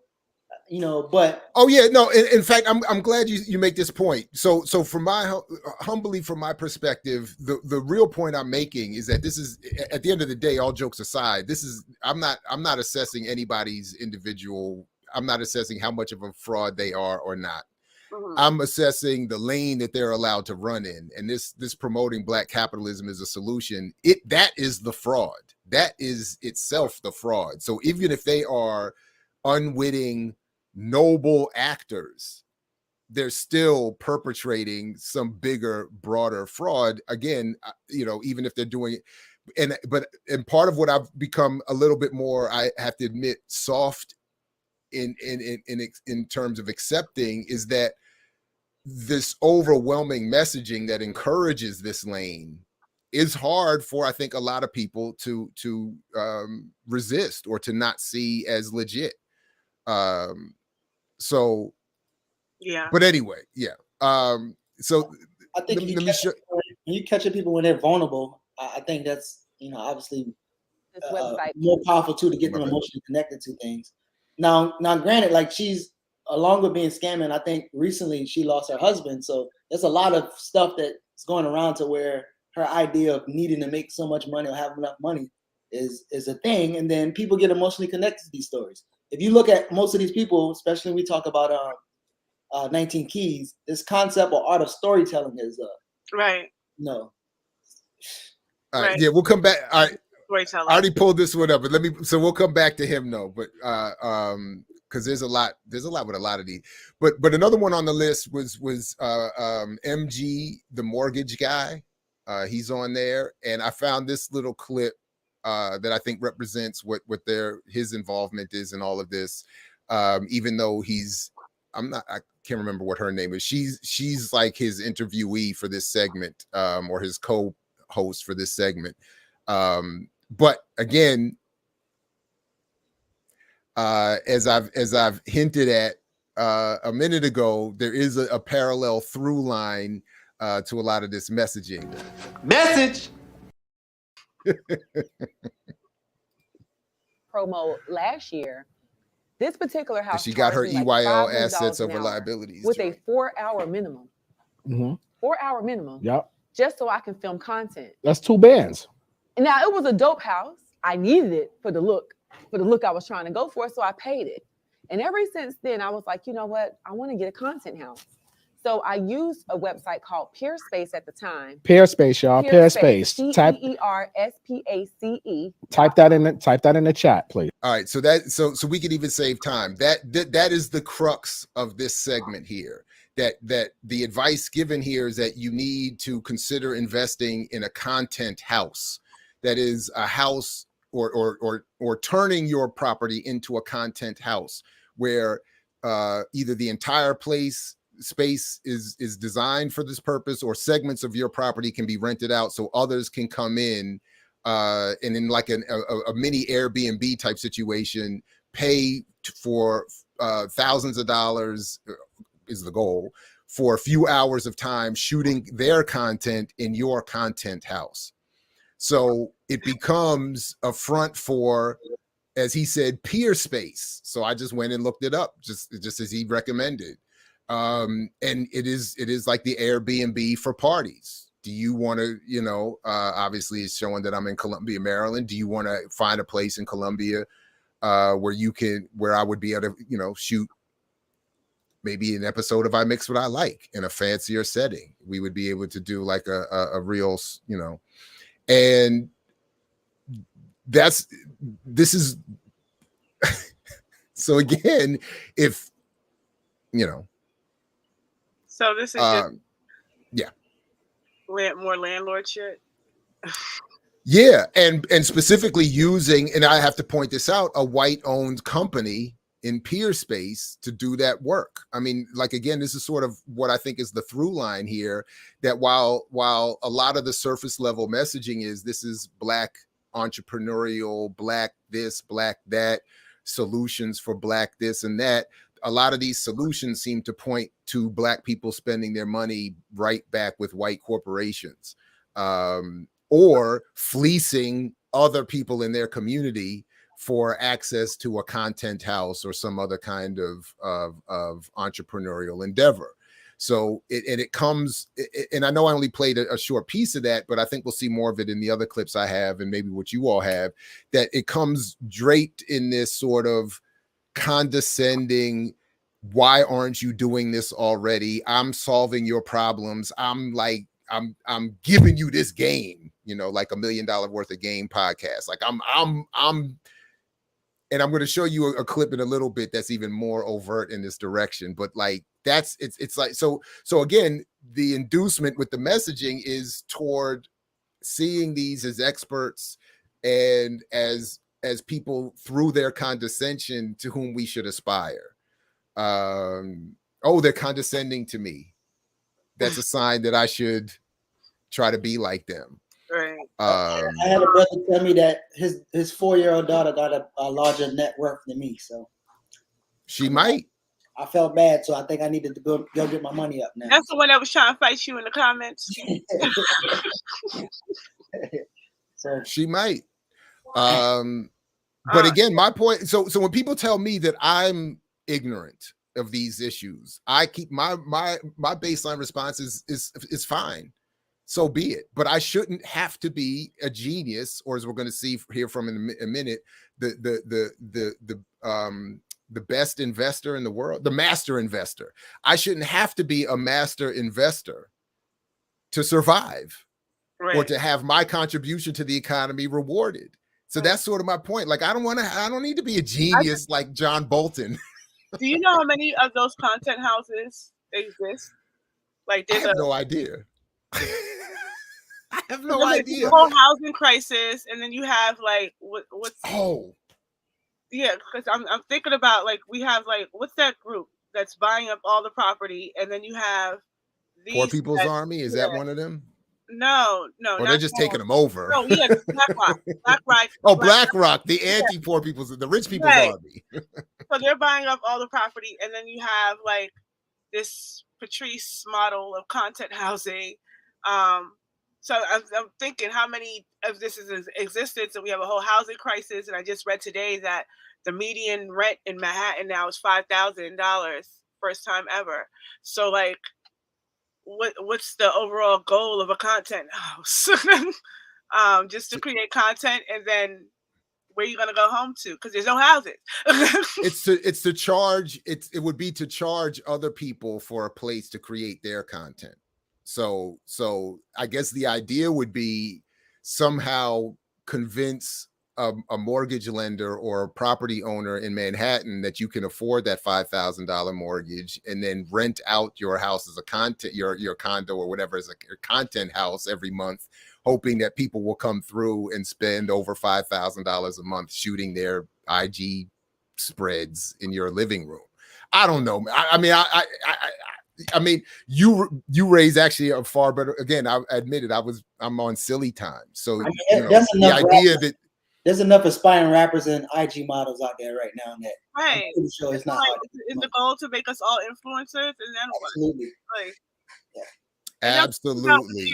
You have that clip. I remember one time you showed a commercial or something about like the way they're marketing Instagram to kids. So I'm just that's right. What is the ultimate goal of a content house? So we're encouraging more like of this. No workers, but everybody's an influencer. Yeah, I think we could be honest and say that, like, I know I had a bunch of young nephews and nieces or cousins that they all gonna get a YouTube page. Yeah, they all they got their Instagram page or whatever the case may be to create content. So I looked at, I've learned a lot. I had set up the I Mix What I Like channel here on YouTube some years ago. I never really looked to build on it, never really did anything with it. But when we started BPM and I started really trying to learn how this stuff works, one thing that still fascinates me, only 10% of YouTube channels are even monetized at all. Never mind making people a lot of money. It's only 10% that are even monetized at all of the millions of channels out here. So then, so BPM is already in a top 10% just by being monetized. And then when you start to look at where the money is being generated and how it's being generated, the idea that, because I've heard a number of people tell me, oh, you should do this. And I knew somebody that's now a millionaire doing makeup channels and stuff like that. And I'm like, well, that's cool.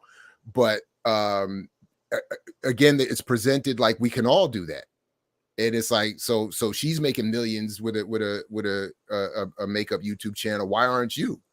And it's that same kind of attitude of it's not that someone is doing this, so we should look critically at either how this is distributed or replicated. It's someone else is doing it, so this is evidence that all of you should be doing it. So there should be 40 million millionaire makeup YouTube channels. I mean, it's it's that kind of logic that's brought to this. But anyway, I know we didn't get to him yet. Yeah. I know we didn't get to him yet, but I was reading a little bit of 19 Keys' book, and let's just get to him. I'll just move ahead. At least when he speaks.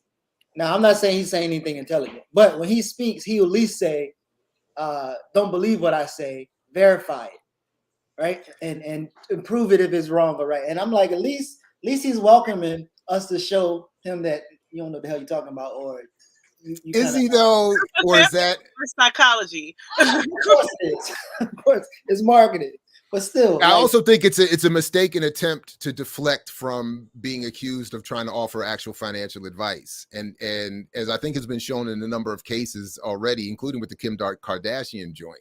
Like, this is not the lawsuit that she was caught up in. Like, you can't just do that and get away with. You can't just say this is not financial advice and then give obvious financial advice that you're intending for people to pick up and actually pay you for, which is again part of the through line here. Not only are these fronts in often cases for white business, but they're fronts for you to pay to get whatever so. All right, so I mentioned before that I do watch. I've been subscribed for a while to the JT Pocket Watching with JT channel. So I have a clip from him because he covers a lot of these similar folks, but from a different perspective. And I appreciate. We don't agree politically, but I appreciate JT in the sense that he's saying, "Look, I'm a Howard grad. I'm a financial advisor. I have a business. I want Black people to do Black capitalism, but I want you to do it legally." You know, and I just don't want you to rip off other Black people as you ultimately look to rip off everybody with your Black capitalist endeavors, but I at least want you to do it legally and not directly fleece it. So I can at least respect that. To your point about 19 keys or whatever, I can at least, you know, so I'm not co-signing JT's overall analysis of the problems that he points out accurately, but I do co-sign his attempt to call out the people hustling Black communities. And he did a little segment here the other day on 19 keys. We won't. So we'll skip around a little bit because but let me just play this little bit where you see 19 keys with the whiteboard offering what sounds to me like, I don't know what the legal whatever are, but it sounds to me like a fraud is being suggested here. And JT and his comrade or colleague Orlando certainly think it is. So let me just play this a little bit. Well, we don't want to keep our money in dollar bills. That's why if you got money in the bank and people flash money and show money, it really shows that you're a fool and you don't understand money. Okay. You understand me? Because so by the way, he's contradicting one of his co-panelists. That might be interesting if they actually are on the same panel at the Investfest, because Miss Budget or the Budgetnista is one of her core planks is that we should save money in a bank account or in an online bank account, still using a checking account. But 19 Keys is looking at it a little bit differently, saying if you keep your money in cash and save it, you're a sucker. Because you losing value by holding it and having it in this asset class, okay. Right? But if you want to make money, that's a different type of conversation. All right. So if I got my money into crypto, right, and let's say that Bitcoin is gonna give you understand me? I think Bitcoin had 80% return this year. I think it did a solid 80%. So they talk about this too. This video from 19 Keys was apparently published in January of this year. So before the full-on collapse of crypto. But I think he also misrepresented how well crypto did the previous year. But that's at least, I just want to clarify why he's saying what he's saying. 80% return. Okay. 80% return. That automatically would have clicked to you and said, this year, oh, I should put my money in Bitcoin versus the bank. He's not talking about this year. Can't be this year.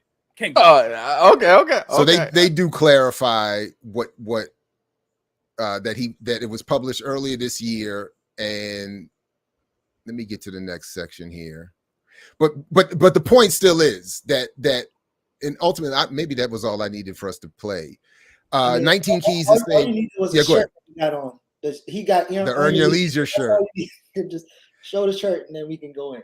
Well, he said the other buzzword for me is asset class. That Hill Harper buzzword of get out of the dollar and get into crypto and Bitcoin specifically as an advanced asset class. No, so this wasn't, but there was some fraudulent. So maybe that wasn't in this one. Maybe it was the HIM 500 one. Because $200 for Red Robin. Man, get out of here. This is why y'all live paycheck to paycheck. Stop talking about y'all don't make enough money. You make enough money. You spend too much. See, that's where we disagree. That's JT's on that whole thing. Let me just stop there. Let me just leave it there. I think the fraud thing was the HIM 500. I'll stop in fact, it was. I got that lined up next. But anyway, 19 Keys is on that. Get your money out of that asset. Get your money out of the dollar, which is a bad asset class. Get it into crypto. Crypto is doing well. So I don't know what the new branded message will be next month at Investfest after unless he's going to do what I think. Actually, I have that answer coming up. Anyway, go ahead. I was going to ask, are they all required to wear Earn Your Leisure merch, or is it like, do they get it for free? Like, what's the? Because they all seem to. I wonder if it's like a network, and that's why specific people were invited. I don't know if it's working. We have imposed a BPM merch on all of our collective of participant hosts and shows. So I don't know if you see anybody from our network not wearing merch, they're outside of BPM regulate. No, I don't know. I'm just playing. Hey, listen, you ain't putting up that type of money. Like when you talk about using money to make money, I'm pretty sure Charlemagne, Steve Harvey, they getting a check, a big check, and everything will be earn your leisure, and they're gonna make it into the next space. Who cares what they now? A couple years ago, when I first heard of HIM 500, it was actually in a video I think that JT also did a few years ago. Now that you mentioned, I should have looked for it because that was it was about payola in podcasting. And HIM 500 and the $1 Million Worth of Game podcast had been engaged. I think HIM 500 paid them, I think $50,000 was the cost to get on that platform. So I'm positive Steve Harvey and them are getting checks for their appearances, and Charlemagne and them for their appearance, whatever. There's money being exchanged for sure. Absolutely. Yeah. I said $50,000 to get on a podcast. Damn, that's. When you think about it, man, when you got 100,000 followers, 1 million followers, like you're gonna have people who are whatever, and they're gonna give it right back. No doubt. That's definitely the plan. But anyway, let me. Okay, so that was. Let me see here. What else did I have on that?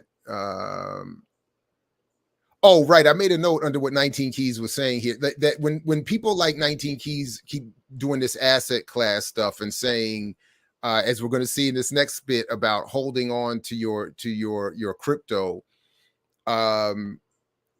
this is sort of the contradiction in messaging, and admittedly, one of the things I'm having a hard time in this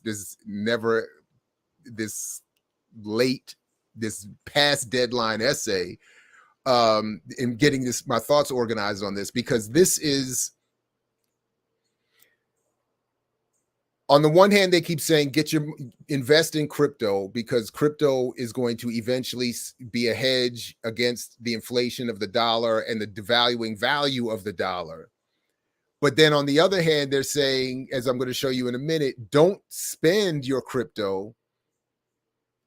Hold on to it waiting for the value to eventually go back up. So the note I wrote here was, how can crypto be seen as an increasingly? Let me just read the note instead. This is the problem. Dollars may lose value, relatively speaking, but never more than a currency that cannot be used. So in other words, yes, the dollar is going to fluctuate in value, and there are various reasons for that, but it's never going to be devalued below the point of a Bitcoin that you can't use in as currency anyway. So if again, let me just pull this up. If you're constantly being told to save your money or to save your investment in crypto, even if the dollar drops in value, you're still needing it and using it and able to use it to buy something. It may not buy as much as it did yesterday, but it's still going to be what is needed to pay for a bill or some food today. You can't use Bitcoin to buy groceries today, no matter where it's valued. Anyway, so It just doesn't, none of it really makes much sense. But let me just play. So this is another one of the participants, Ian Dunlap, who is also known as the master investor. So let me just play a few seconds of this. We don't have to play that much of it. And he's, on the team with Charlemagne and what parallels? You know what? Real quick. Hold on. Let me hold on. I got to get the cursor back over there. Yeah, go ahead. I remember a time that Ian Dunlap was on Charlemagne's show, and they brought who was it? Kevin Hart on there, and Kevin Hart made some advice. Yeah, that's a big popular meme now. And it looked like he showed up Ian Dunlap, so it like gave, obviously Ian Dunlap's not credible, but it gave Kevin Hart some now credibility to speak on financial expert. Oh no, the clip that they keep showing, and that is certainly on Ian Dunlap's social media, is Kevin Hart responding to something that Dunlap says that you don't get to see, where he's saying, "Oh, how did you have all those numbers? You a genius. You so impressive." It's like Kevin Hart praising him. That's the clip I saw. But as we'll see here, again, it doesn't take long. The EYL crew. I mean, it shows up pretty Housing crash clearly. of 2008. The biggest thing that I see, He's being asked. You see with the crypto crash of 2022 and the housing crash of 2008. Comparisons between the crypto and housing. The biggest thing that I see, everyone please write this down, that over leveraging leads to disaster. I haven't proven it yet, and I try to only talk about my conspiracy theories that become true when I have like a preponderance of data. But the biggest thing that I'm seeing, I feel as if, and I'll prove this in a couple of weeks, that a lot of the banking institutions allowed these crypto platforms to over leverage, to let them blow up so they can then either bail them out or take them over. So in 2000. All right, so I just want to I want to take a second to be clear what I think I'm hearing, because I want to show you something. So this video came out I think on the 11th of this month, just a few days ago. So there haven't been the couple of weeks yet for him to come out and prove this. But he's actually making an argument in a different way that I know I've been making for a long time, because the crypto-gandist argument has been for the longest time, get into crypto because it's going to replace banks. We got to get rid of banks, and Black people in particular who've been abused by banks got to get out of banks. But I've been saying banks have been getting involved with crypto and are now investing in crypto and buying up and funding all this stuff. So where is it who's competing with the banks? How are they going to get replaced as being involved with all of this? Now he's coming back, Ian Dunlap is in making the argument that part of the reason for the crash is that banks got in and were happy to over lend to people who wanted to start up crypto exchanges and buy crypto and platforms and Black Wall Street wallets and whatever else they're doing, knowing that eventually it's going to collapse and whatever's left, the banks can buy up and make whatever use of. So it's another version of saying what I was saying, just in a more I think organized. He's saying it in a more organized economic, traditional mainstream economics way. Anyway, so just everybody, please make a little mental note or put a pin in that, as they say, because I think this is an important contradiction. That 2008, when a housing crisis happened, Lehman had a chance to get saved. They didn't. Bear Stearns had a chance to get saved. All right, let me just skip ahead. That was the one part from that I want.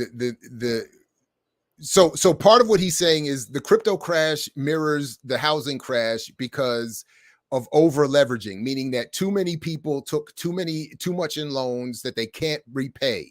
So and then he later goes on to say, quote, we don't learn our lesson, end quote.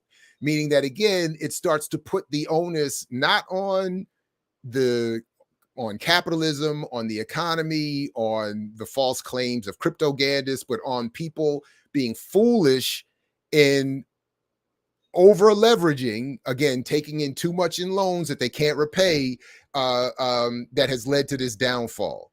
All right. So all right, let me just skip ahead because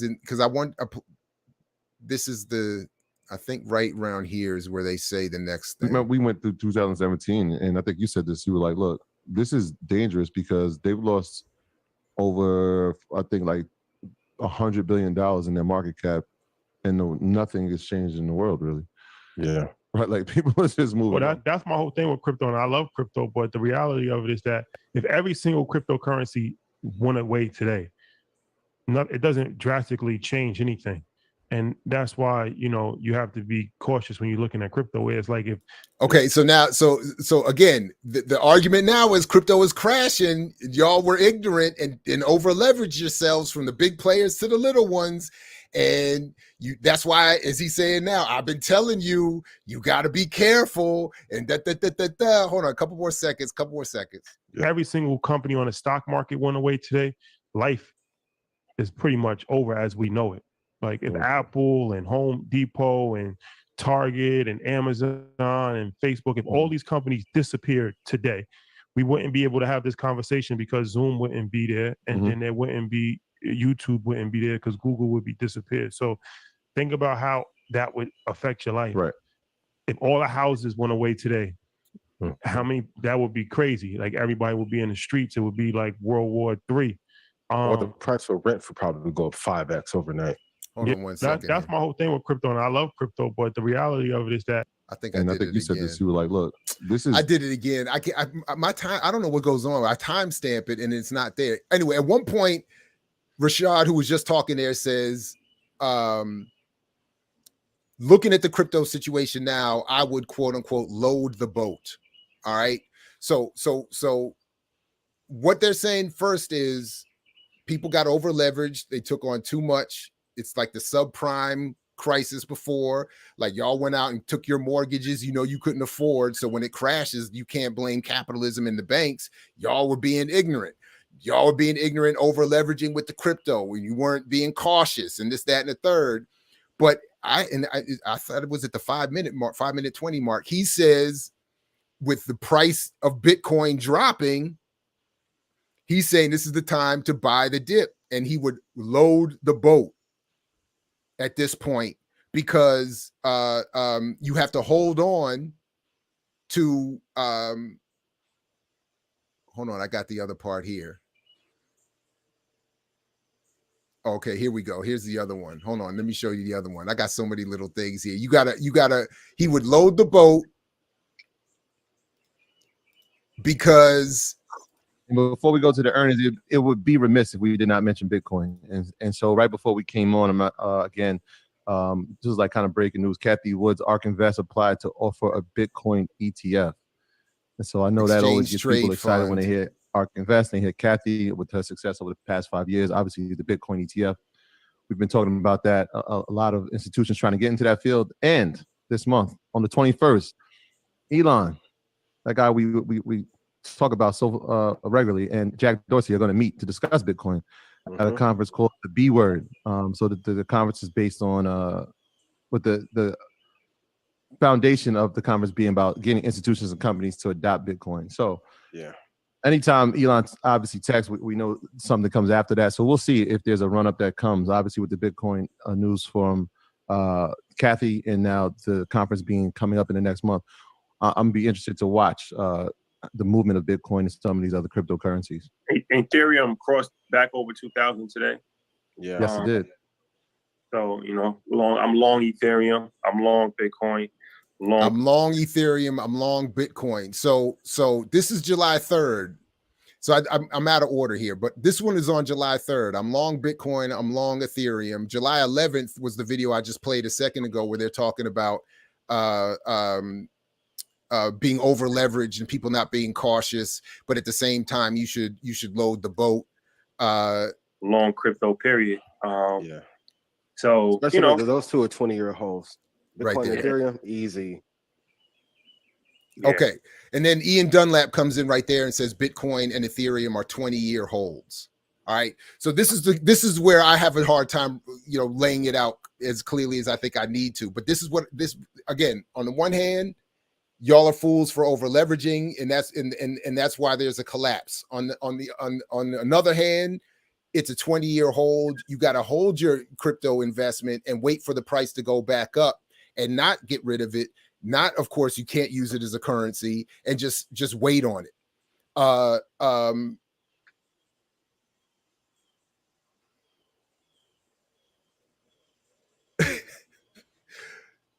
But how Anyway, how many people are able to make a sizable investment in anything, wait 20 years for some mythological or hopeful outcome where it will be hit a certain value where you can use it as currency, sell it to someone else at a higher price? But meanwhile, don't over leverage, because as it's collapsing, you don't want to be in a position where you can't pay back a loan on that you use to buy crypto or to set up an exchange or whatever it is that these big to little players are doing, because the overall value of the market has collapsed. Anyway. So are they arguing that the banks itself set it up in a way that people have no choice but to take out these specific loans? So people were just taking out loans with no cutoff? What I think they're saying is, and again, this is the struggle I'm having not being clear. What I think they're saying is, this is the lane they're trying to walk is, we want to promote crypto and promote investment, and we want you to buy our classes to teach you how to invest in crypto. Because that's the other part I got to show you from Ian Dunlap, and the Red Panda. Videos are like a week apart, right? Yeah, these videos are like 8 days, 9 days apart. And then the next week he's like, yeah, that's why I never trusted Bitcoin all the way. Like, these are a week apart. So one is when it was crashing, and then the other when it did actually crash. Because I feel like they were saying, well, there's still hope, because this one went back over another 4,000 or went up another 2,000. I think the lane they're trying to walk is, we want to promote it, get paid to promote it, either through our classes or some sort of direct advertising or relationship. But when it doesn't perform, we have to have other narratives to fall back on, which include, you over leveraged, you weren't cautious enough. They talk a little bit in those in those videos, you weren't diversified enough in your portfolio. But as I'm showing, because of the cryptoganda, and I keep arguing with these showing, the Black investors are twice as much likely to be invested in crypto, because that's what they're being told to invest in by all these celebrities and pundits, and that's all that they have money for. They don't have money to be diversified in all these different. I got enough money to invest in one thing, and that's it. And you all are coming out heavy saying get into crypto, and I'm paying you courses to tell me to get into crypto. So I went into crypto. Now it collapses, and you said it's my fault because I took out a loan, maybe, to get into crypto. And I wasn't. So they're saying that initially the messaging was crypto is a way to get rid of the banks. Now they're saying, because that obviously has not happened, and as I and others have been arguing, the banks have long been getting involved. They're saying that the banks saw this and again looked to support it as another bubble. They treated it, as I've been arguing, it's like any other bubble. You want to get a house? Cool, get a house. I'll give you a mortgage. I don't care what your income is. I don't care. You want a house? Get a house. I'm Wells Fargo subpriming you all the way. You want crypto? Get your crypto. I'll subprime you in crypto all the way. And then when it collapses and you owe me the bank, the pundits that led me and led you to do that will come back and say, y'all were you over leveraged. What were you doing? You weren't cautious. You should have been more cautious. You should have taken my other class that told you to diversify, or you take the other class and learn how, as I'll show you in a second, to run some sort of hustle to free up your debt, so that you can get a higher credit score, so you can get a loan to get some from a bank to get into some other investment. So like that. So I think they have to do what mainstream media has always had to do. They have to encourage participation in a hustle. When the hustle predictably fails, they have to have a very varying narratives to justify why the hustle failed that doesn't point to themselves as being part of the problem. And I think that's what we're seeing in my admittedly not perfectly organized clip layout. That's exactly what I think we're seeing. So when you think about the people that's emotionally connected to these celebrities or pundits or whoever they are, like, you can lay it all out and they still would be like, well, they said this thing. Like, you focused on the negative things, and they could say like one thing like, oh, Black people need to stick together. See, they work. That No, clip, I get. Yeah. so I think it was a piece, or it wasn't a clip, about like the originator of Bitcoin or whatever, where he talked about having regrets.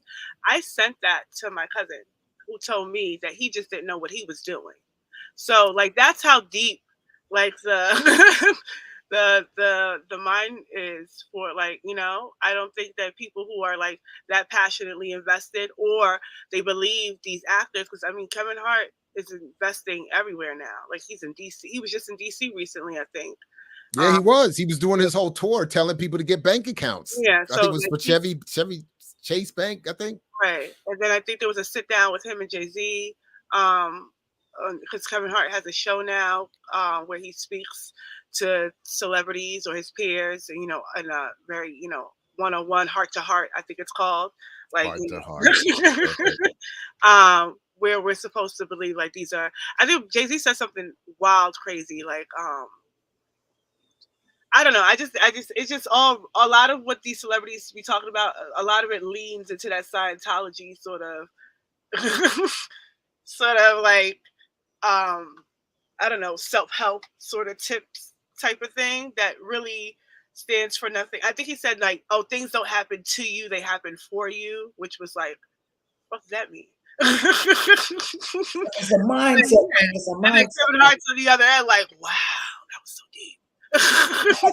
And like, you know, then you wonder, like, is it me? Is it me? Because like that's kind of how they, and so for like that's why I wonder, like all these things, is it a market? Like, do they all get together and be like, this is what we're gonna say, and you're gonna respond in this way? Like, because there's no way for me that this is like genuine reaction. It's like, hell yeah, especially when they're all branding themselves. So it's just weird. It's like, it's just weird because now everybody has these sort of sit down shows where they get to like be more genuine. We've seen that with Will and Jada after being, man, they were closed for years. You couldn't find out a thing about them. And then one day after the school scandal thing, one day they were like, everything is open. We're transparent. We're a transparent family. Anything you want to know.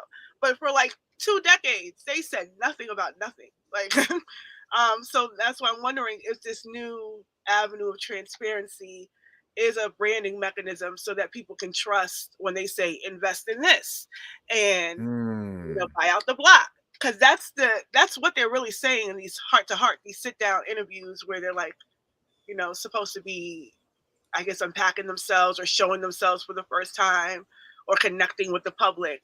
It all ends up being some sort of financial advice or some sort of, yeah, at the end of it. Or some sort of some neoliberal advice. It's always something about some self-help. It's not there's no structural issues. It's not this and that. It's always looking inward into your family and this and that. And that's why I thought it was perfect and I don't know to what extent I haven't been in the city in a minute, but when I would going all over Baltimore and you see all those Clear Channel billboards taken up with Jada's Red Table Talk advertisements. It's like, it just was perfect. Of course, Clear Channel would want this. Of course, because you don't need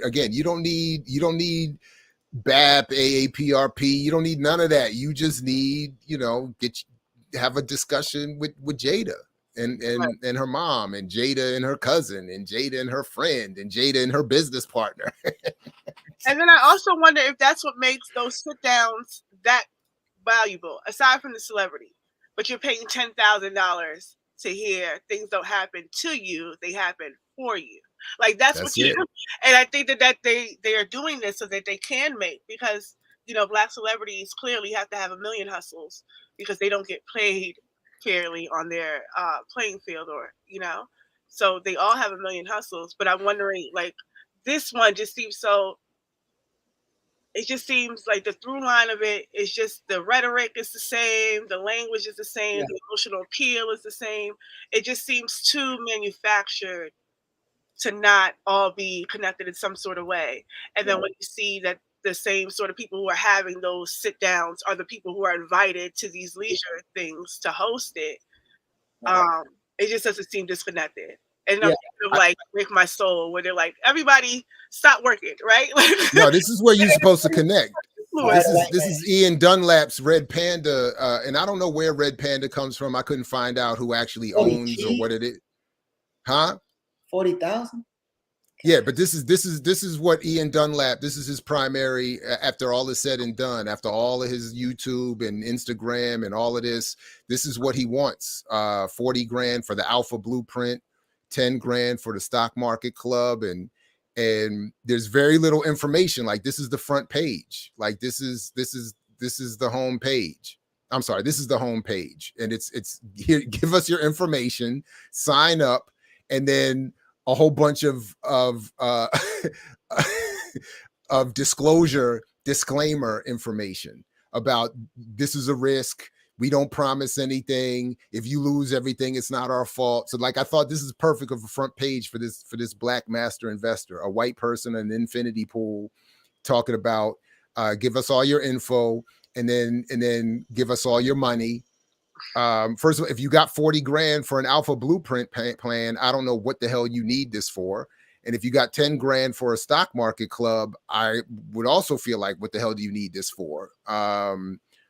But that's what he's promising. Like, so the master investor, if you're such a master investor, you don't need to charge people for anything. You should just continue making money and let them follow your investments if they want to follow your investments, and if they can afford to keep up, they'll make money with you.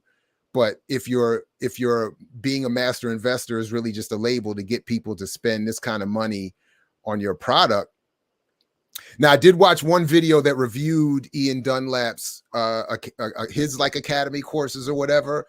And apparently the review, which is largely, kind of, middle of the road, wasn't looking to be a heavy critique, was just basically saying you're paying for repackaged free content that ultimately all is vague, and you're more joining a club than anything else. Like a social club than anything about any economic advice. More than anything. Like you can't get into this club type of thing. So, all right, the last thing I got this morning, just to wrap it up, is another conversation. And again, I got to credit JT, Pocket Watching with JT, because they watch all of this to pull out these clips, and which makes it much easier for me. On this segment, him 500, aka Marcus Barney, takes a phone call from a sister calling into the EYL University Academy YouTube show, and I'm just gonna let it play. You can, let me just let it play. You guys, listen. Good. We great. How are you? How are you? I am great, and even better that you guys called on me. Oh, I love it. Where you from? Baltimore. Shout out to B-More. Thank you. So, hi, M500. I have a question. So, I have a. Let me find out. Erica called in, trolling them. Shout out over West.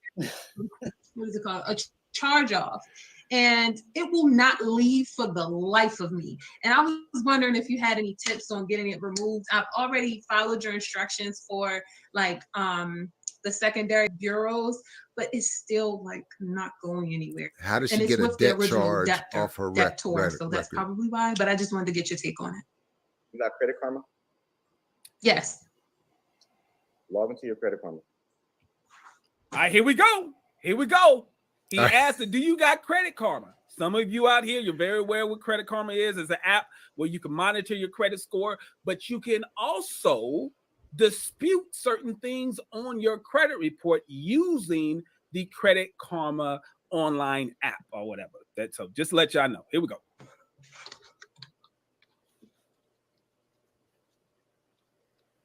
As she logs in.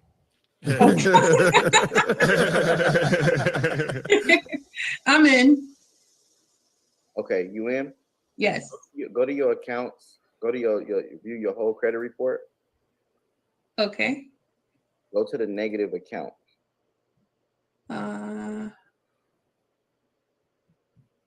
You mean the closed account? Go to the negative account that you want to remove. Oh, the one that I want to remove. Okay. TransUnion. Go to the account. You want to go to the accounts tab and select the negative item. Mm-hmm. Okay. You see where it says dispute on the bottom? Yep. Put that in. Go to dispute. Mm-hmm. Once you go to dispute, now you should be on the deletion screen. Don't put anything for ownership. Go down. right? And then it's going to say don't put anything for ownership. Don't select any ownership. So the ownership is going to be the first little block that's going to ask you to pick. It's going to give you a lineup of a few different Sounds things. like he done this before, Orlando. Go down below it, right? It sounds like it. And put this count is involved in litigation. Go down below. Oh, an additional comment? No, above additional comments, it's like the one. Why are you just sitting there? This is what I don't get. Why? Look. All right, so let me stop it there, because this is actually the point, and I get why JT gets so animated, and I think it's funny because his point is, why are these two who run this EYL University just sitting there as him 500 walks this woman through live on their live stream of frauding, an effort to defraud the whoever credit agency she's trying to work through to get a claim against her removed, lying, saying that she is in an actual court dispute of that charge. So all that ends up happening is, to JT's credit, is that these two brothers from EYL sit there and champion this as genius, him 500 leadership, and demonstrating right here on the internet. Like I think they call him like the baddest man on the internet, like showing you how to get a bad charge off your credit report by lying and saying it is in dispute. And they've called him a number of times. Like him 500 is the one that said call Navy Federal and tell them, or apply to Navy Federal saying you want $30,000 for a car, take that $30,000 check, invest it in whatever, and get busy. And then and somehow you are using other people's money that was supposed to be for a car that you've now turned into something else, blah, blah, blah, blah, blah. He even goes through like getting fake VIN numbers to put on the report to Navy Fed. Like he goes like that. So that's anyway, that's the kind of. So him 500 has been on their show teaching the audience how to commit fraud maybe at least 5 different times. That's a video I've never seen. So it's like it keeps going on. So for not us, but for people to think that Earning Leisure has any kind of intelligence to stop it or challenge it, like, I mean, hell, they're encouraging it. 2, I've been talking to a lot of people lately who've told me that they was a part of some of these things and then they lost some money. But again, because of the way they narrate it, it's like, oh, because you didn't do the right thing or whatever. And a lot of these people are not speaking up. Ironically, I don't know if we should get into much of it, but I text you about the case with 19 Keys, the bakery, bakery that they had. Like, there were women, girls who were being assaulted by the owner of that thing for a long time, and some of them just now starting to come out. So I think, it's very similar to, assault, right? Sexual assault, but also economic assault.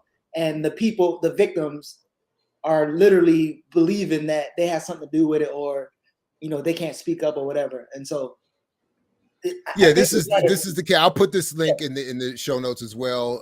But in the early 2000s, I remember when this happened, and there was a killing involving the Your Black Muslim Bakery members in Oakland, and 19 Keys, who is I guess his government name is, or his, I don't even know if that would be his government name. His Nation of Islam name was Jibril Muhammad. Was acquitted of an assault related to the shooting, but which also involves, as you were saying, a lot of abuse of women and girls. I mean, all kinds of allegations that I'm not an expert on. But anyway, that one was is that I'm confusing issues? I'm sorry, my bad. That might be the same location, but that was a torture. The one he was involved with, a torture, and he was acquitted. Oh. My bad. I'll put the link so people can be more clear than I am. From that place, there was a killing of a journalist, right? A journalist was kind of exposing some of their financial issues. They killed him. Yeah. Well, they got him killed. He was killed. I don't know. Yeah. Well, the person, the shooter told on the That's right. elder. So, and then, but years later, 19 Keys or Jabril, whatever his name is, he's connected to his brother and connected to that same, Muslim establishment, and he's involved in a torturing of somebody, but they let him off, and I think his brother got charged and other people got charged. Right. Bay the Fourth is jailed without bail on 3 murder charges, including on charges ordering. This is the elder involved, right? This was Bay's the older one. Bay's the older one, including on charges of ordering the 2007 killing of journalist Chauncey Bailey and 2 other men in 2007. In a separate case, he also was charged with kidnapping and torture. His murder trial is scheduled in May. That was back in 2010 when this was written. So February 2010. So to Erica's point about what I would say, the media training and the storytelling that they all are taught to do. 19 Keys, when he talks about, well, he started out, he beat a case, and once he beat that case, he changed his life. And now it's a mindset thing. 80% mindset, 20% skill set. Like all he's using, this is how my lifestyle was. No, granted, he probably was a young boy. He probably wasn't even in it. His brother was in it. And he said his brother was his biggest role model. So maybe that's how he was affiliated. But, again, we're in a culture where the once killers and the ex-drug dealers now giving us financial advice. Right. So Jay-Z retired drug dealers. And the comedians. Yeah. Right. No, but that's real. That's real. I mean, that's the people that folks want to hear from. Like when we talked about what the issues or the struggles is with, I guess, organizing or connecting with the youth, I guess it is on that same level. They feel like these people are speaking directly to them, and they are in that sense because they're exploiting them. But I don't think that they understand it in that capacity. Because even when I talk to my nephew about certain things, I'm like, never in the history of ever have I known wealthy people to just be giving out advice that does not make them wealthy. Like nobody's like, they're not giving you free financial advice ever. And here it's explicitly that you have to pay for it. Right. You have to pay for Investfest. You have to pay for these programs for which their YouTube channels are there and their Instagram are their commercials and promotional material.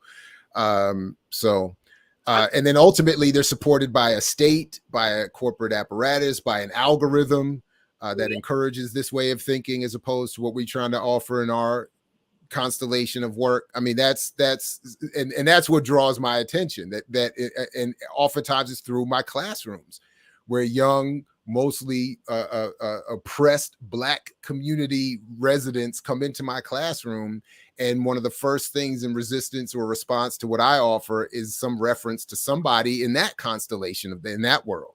That's where I first started hearing about all these people and these names being floated around. Yeah, I said I don't know any of these people. Through you, and then looking at that flyer, the Budgetnista, of course, it stuck out to me because I thought that name was funny. It is funny, is it? And I think him 500 is a name. I don't know what it is. I like that name. I don't know what it is. I don't know why. Names, so I get it. But then also, like, I wrote a piece yesterday. Well, I published a piece yesterday about like the apolitical nature of self-care and how people have like warped that completely.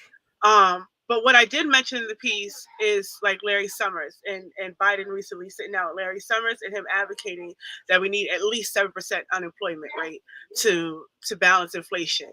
But then we all know, unemployment, it sustains capitalism, et cetera, et cetera. So for me, it's like, if we're pushing all of our people to be entrepreneurs, we're not backing worker struggles. We're creating content houses for people to become influencers. Like, how much of this upholds what the state is actually trying to do to workers? And then in the flip side, like I was trying to mention, even with Break My Soul, even if the intention, right, is not to have people leave their job, people are citing it as this is the reason why I quit. I listened to the song, I felt it, I walked out of my job. So I'm wondering, like, how much of this is going to impact worker struggles? What does it mean for workers now that's existing? Because none of this stuff is pertaining to supporting like the massive workers uprisings and strikes globally, at least of all here. Like, we just had the Poor People's March, and we could talk about the politics of that, but that's not a main conversation that thousands of people took to the streets to DC to advocate about what's going on. But InvestMESS has all this promotion, like, you know. So I mean, and that's the thing. Like, just as you said, I'm hearing all these names: $1 million worth of game, him 500, earn your leisure, all of this stuff, and then I'm like, who are these people? And I go to their YouTube, 900,000 subscribers, right, hundreds of thousands of views. They got. I mean, I'm sitting there, and then like, I didn't know who this the Budgetnista was, and then here she is popping up on commercially driven media. She's got like a lot of her website has, there's a lot of, she's been invited a lot of these places like Good Morning America and all this, and I'm like, damn, I don't even, so they are, so for me, again, I'm not an expert in the economics or the technology of crypto and all of that. I am, if I have an expertise, it's in the messaging, in the historical relationship of all this messaging, and that's where it's all, to your point, I think, Erica, for me at least, most clear. Like, this is all intended to work against all of our collective effort, and to make it that much more difficult for our messaging and our work to resonate among our own audiences. I mean, that's, you know, because the substance isn't there. Yeah. Anyway, go ahead. She's policy making in Jersey too, though, right? I think you shared that. Yeah. So she got a bill passed that kind of made financial literacy a mandatory taught class in Jersey. So imagine that. Which again, I mean, I know I keep referencing your homeboy, but me and your homeboy had a barbershop argument about your book, and we talk about political power. He said, I got some laws passed. Now you could, instead of training 2 barbers at a time, now you could train 5. And I'm like, what are you talking about? But yeah, my favorite is that our dear brother recently wanted to know if I would be willing to debate somebody on my book who had admitted not having read my book. So I was like, nah. I was like, you at least got to do me the honor of reading the book if you want to debate me on it. And I haven't heard, I was like, I'm not interested in that. It's just, it's anyway. Well, we were supposed to have a debate in December because he told me he wanted to debate you. I was going to facilitate it, but we almost in December. My only demand in that is not a speaker's fee, is that they read the book. That's it. Just read the book. And then if you still want to debate, I'll debate anytime, anywhere. But that is a requisite. I have to, demand that as a prerequisite for a debate of my book, that you read my book. That's all. I don't know. Maybe it's too much to ask. Maybe I'm being unfair. But anyway, listen, Erica, anything you want to quickly remind us of? I know you got a lot involved. You're doing a lot, involved with a lot. Anything in particular you want to leave us with this morning? And same to you, Geechee, before we get out of here. I'm just going to raise up to visit the Black Lions for Peace website.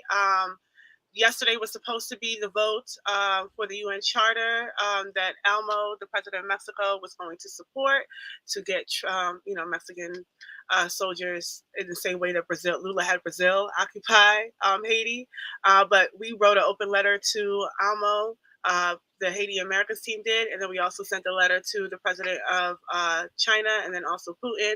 And since the vote has been postponed, so I think they're going to vote again today, but there's never been a postponement of the vote. So we're hoping that the little bit that we did had some impact to cause them to reassess or refigure. So if you want to check that out and share it, because there's a lot of critical information, especially how this connects to Brazil. And then also But just quickly, Erica, did your letter to Putin incorporate Gregory Meeks's demand that he leave Ukraine alone and not work with African nations who don't want to? No. What the hell was that again? Like, did you do your duty, your Pan-African duty to support Gregory Meeks?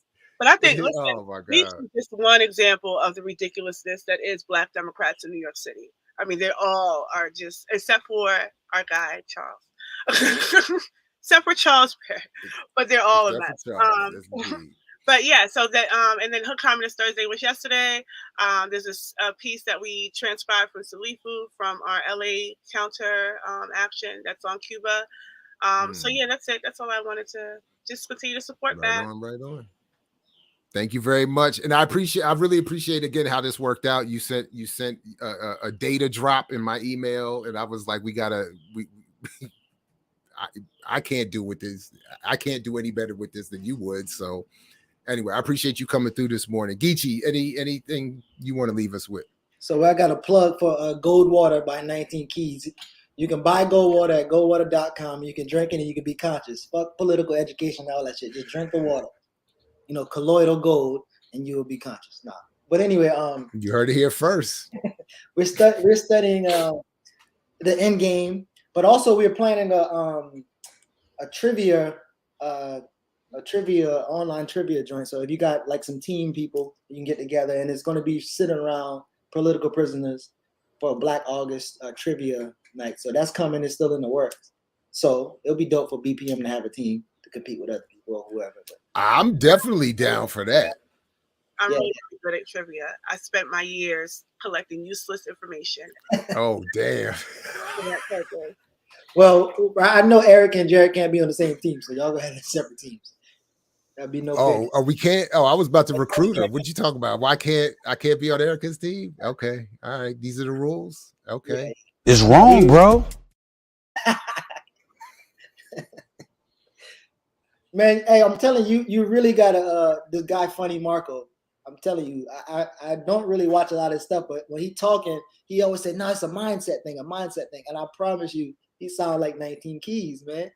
Like everything is about mindset. It's about mindset. You could just will your way into something. All I want is more Ice Cold Carter. So we need to help reach out to Warrior Class and tell them to produce some more Ice Cold Carter content. I think he should be their spokesperson. He should be the Investfest spokesperson, their martial arts spokesperson. Get Ice Cold Carter involved. Anyway, look, Erica, Geechee, all the remixers, definitely appreciate you. Thank you very much. Please do all the bells, all the whistles, click all the things, do all of the things, support the channel, and all the other content coming out. I think Jackie's coming on later today. Burn It Down with Kim Brown later on. Warrior Class tomorrow, Sundays. With the ear doctor, all of that stuff. Make sure the bell is your notifications and all of that stuff. And as Fred Hampton used to say to you, say peace if you're willing to fight for it. So peace, everybody. Catch you next time. Thanks again. I mix what I like, what I like, what I like, what I like.